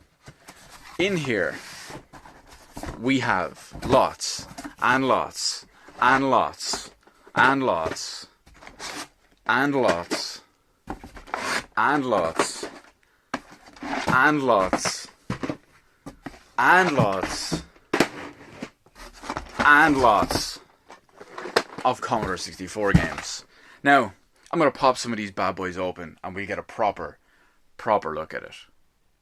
But this is what I mean. Look at this kind of stuff is what I'm talking about. This is my childhood back here.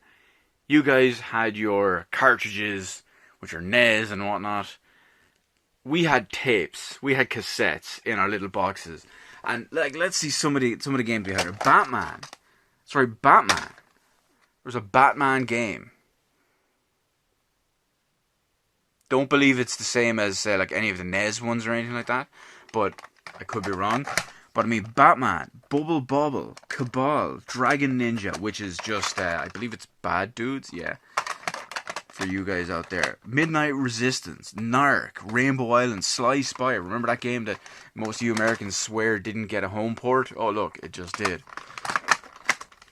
What else we got? Target Renegade, New Zealand Story 2. You probably know half of these games on a different one, just thinking, wow, they're on the Commodore? What's this? This is crazy. Bionic Granny, I don't know.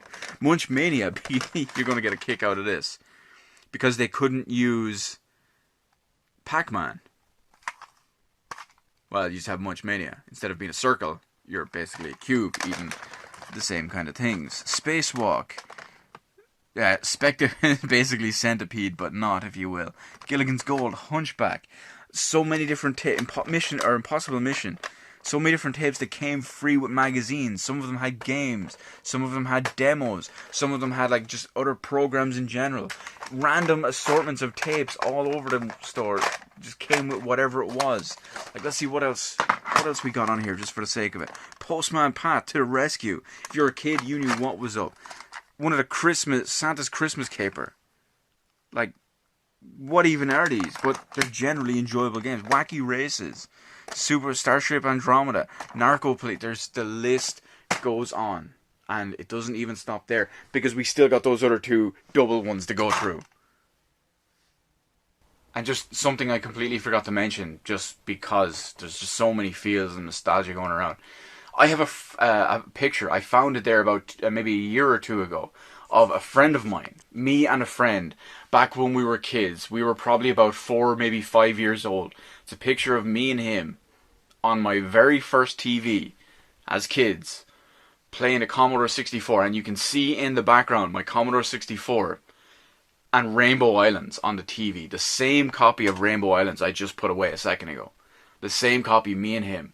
I remember when I found it, I sent it to him, and we just kind of lost it. He couldn't believe that something like that existed. Neither could I when I found it. I found it just by complete chance. I was doing some stuff on my grandmother's laptop. She was having problems, and years ago I bought her this thing where she could convert old film negatives from like analog cameras. She could convert them to digital files, and I was just going through all the stuff for her, helping her with some stuff. And I just found that there randomly. I needed to open a single file to open a picture just to show her how something was working. And I just double clicked a random one because her laptop was so shit. Thumbnails don't even show properly. But I just clicked a random picture with just date, like image, something, date, whatever. And it was that. It was insane. It's unreal. Absolutely unreal. I might show you it. Maybe. But I mean, we got some more quality stuff in here too. Power packs. They were cassettes that came free with specific magazines. I can see what did they give us on there. 1 full game, plus 2 full utilities, 2 demos. Suburban Commando. Recognize anyone? Yeah. Remember that. Never forget. Brother. Let's see what else we got. We got some classics in here. We got Aliens. That's right. Aliens. This was a game on the Commodore 64. Paperboy.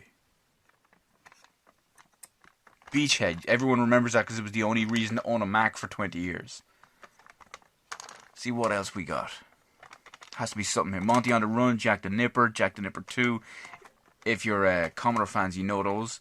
Last Ninja, Flimbo's Quest, Creatures, Turrican 2. Remember Super Turrican and Turrican on the SNES and all? Yeah, Moonwalker.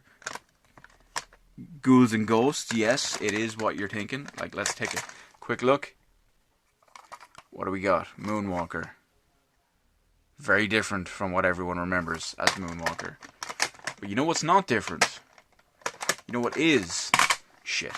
What everyone remembers. Ghouls and Ghosts. It's basically the same game. You can hear it already in the back of your mind. Do, do, do, do, do, do, do, do. Yeah, you know the one.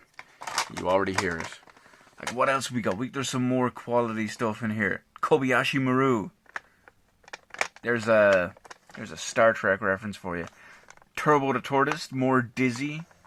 Steg the Slug, Fantasy World, more Dizzy. DJ Puff, that's a dragon, by the way. It's not only a dragon, but it's a dragon on a sweet motorbike. Like, it's crazy. Big Nose's American Adventures. Oh my god, I forgot all about this game. A super cave classic. So good. The Commodore 64 was to me what the NES is to many of you guys. I just can't get words. There's just no words to properly describe it.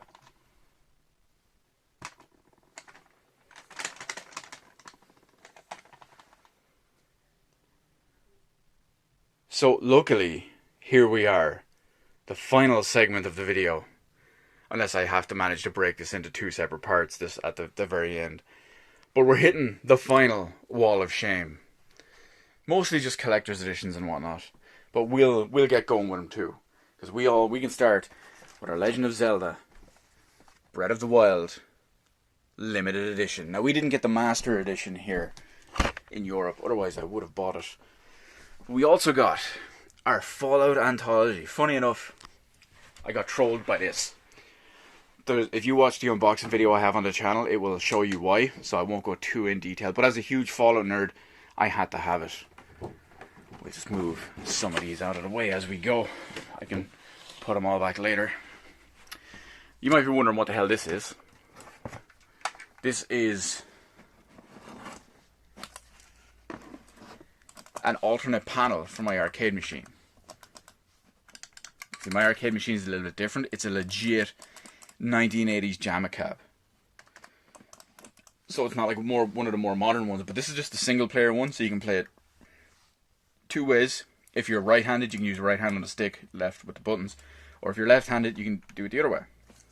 So you notice that because most people are right-handed, these ones are kind of all worn down. And these ones, not so much. Move that across, out of the way. We got an old box, an old shoebox, filled with joysticks. Just like the Atari and all the Commodore, all that stuff, they use the same connector pin. Like this is an Atari stick. Use it, see? Single button. It's obviously ripped to shit, but it has that same connector. Just like on a Mega Drive controller. Same with the rest of them too. So you could do whatever way you wanted with them. Let me just reiterate that one more time.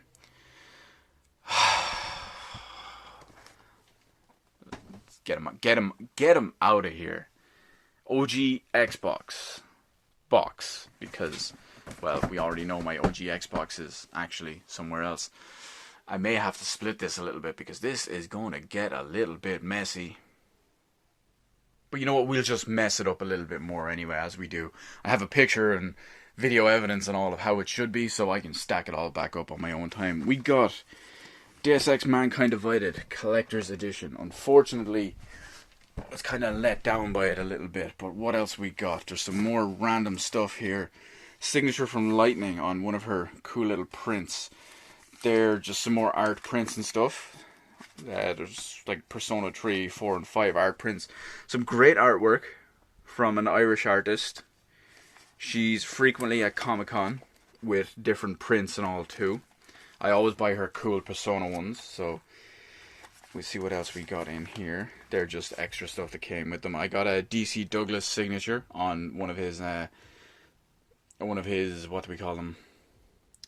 I guess it's prints as well. He's in a bunch of stuff, but this is obviously his Persona one because he's Kamoshida, the first main big bad of Persona 5. So as bad as it's going to sound, I do want to get my Persona 5 signed by many, many people, the actual box of it, but I want it to be the main cast, the main characters, not say the bad guys or whatever, so I didn't get him on there. Ni no Kuni 2 Revenant Kingdom King's Edition.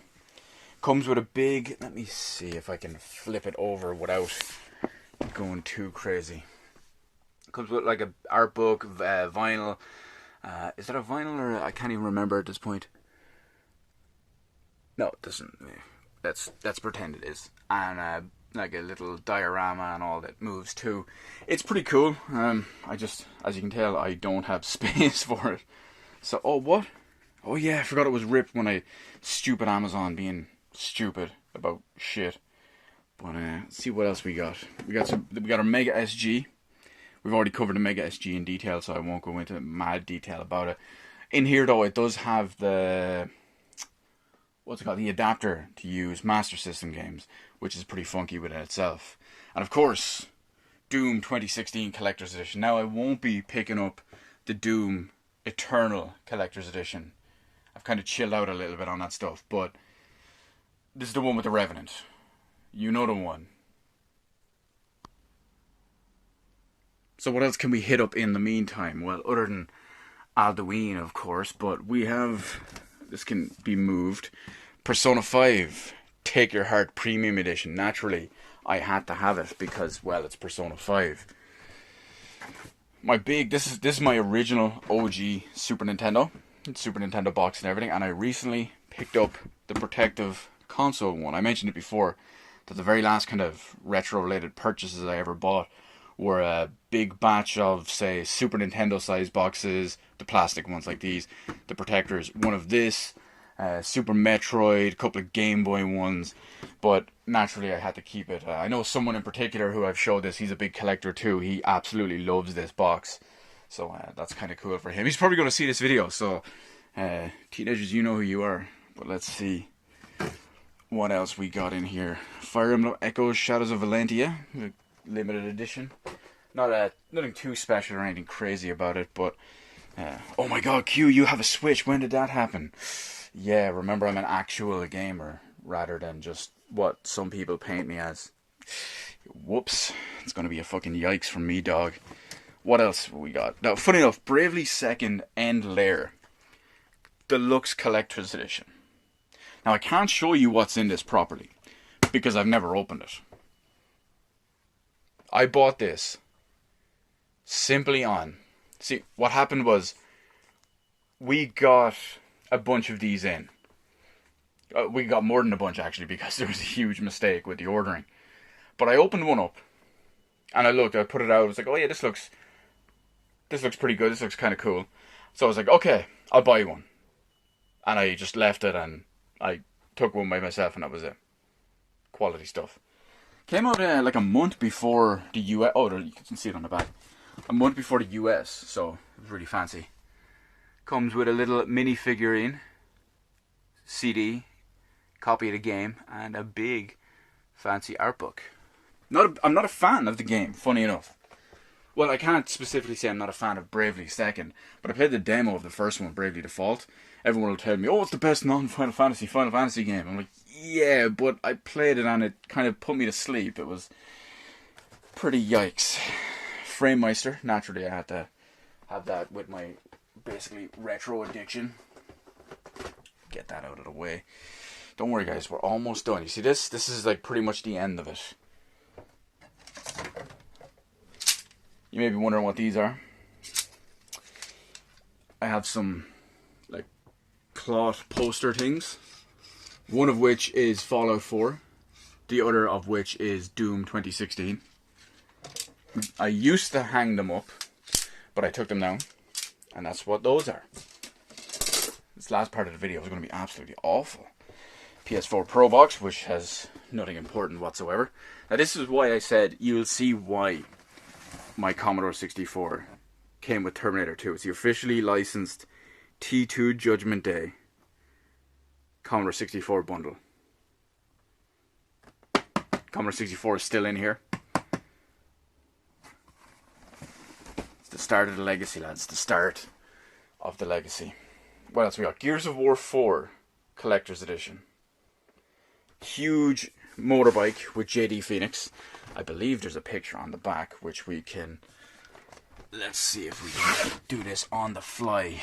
If we can just turn it around while I ruin everyone's day with everything I'm doing. Yeah, there's the one. So that's pretty huge, as you can probably imagine, because it fits all in there. We'll move the GameCube box because it's just a GameCube box. We'll move the piece of shit classic box because it's a piece of shit classic. We'll move the OG Xbox because it's the OG Xbox. Xbox One X box we don't need to worry about. The big ass Halo 5 Collector's Edition. The one with the big Chief and Locke statue. I used to have on display, but, well, space limitations and whatnot. The Fallout 4 Pip-Boy Edition. The Last Guardian Collector's Edition. I swear I will play The Last Guardian someday. I just don't know when. What else do we have? We got a Sega Saturn official arcade stick. Because, I bought a couple of decent things on Sega Saturn, so I wanted one. Hori Rap 5 Hayabusa. For the Switch, believe it or not, also works on PC, that's why I bought that one. What else do we have other than everything falling apart? It's just a Doom poster. Xenoblade Chronicles 2 Collector's Edition. Final Fantasy XIV Stormblood. Overwatch, that's right, I had Overwatch Collector's Edition. And of course, the Final Fantasy XV Ultimate Collector's Edition, which, well, the less said about that, the better, I guess. But that's it. Unfortunately, I did kind of rush through the last little wall of shame here just because it's in such a mess and such disarray. And I finally wanted to get the video out. But that's it, boyos. So that's it, everyone, for our lovely little foray into the game room that's slightly different from what you're probably used to. But hey, at this point, you know me. And what you're used to... Oh yeah, it's still a mess on the floor. What you're used to is not what I do.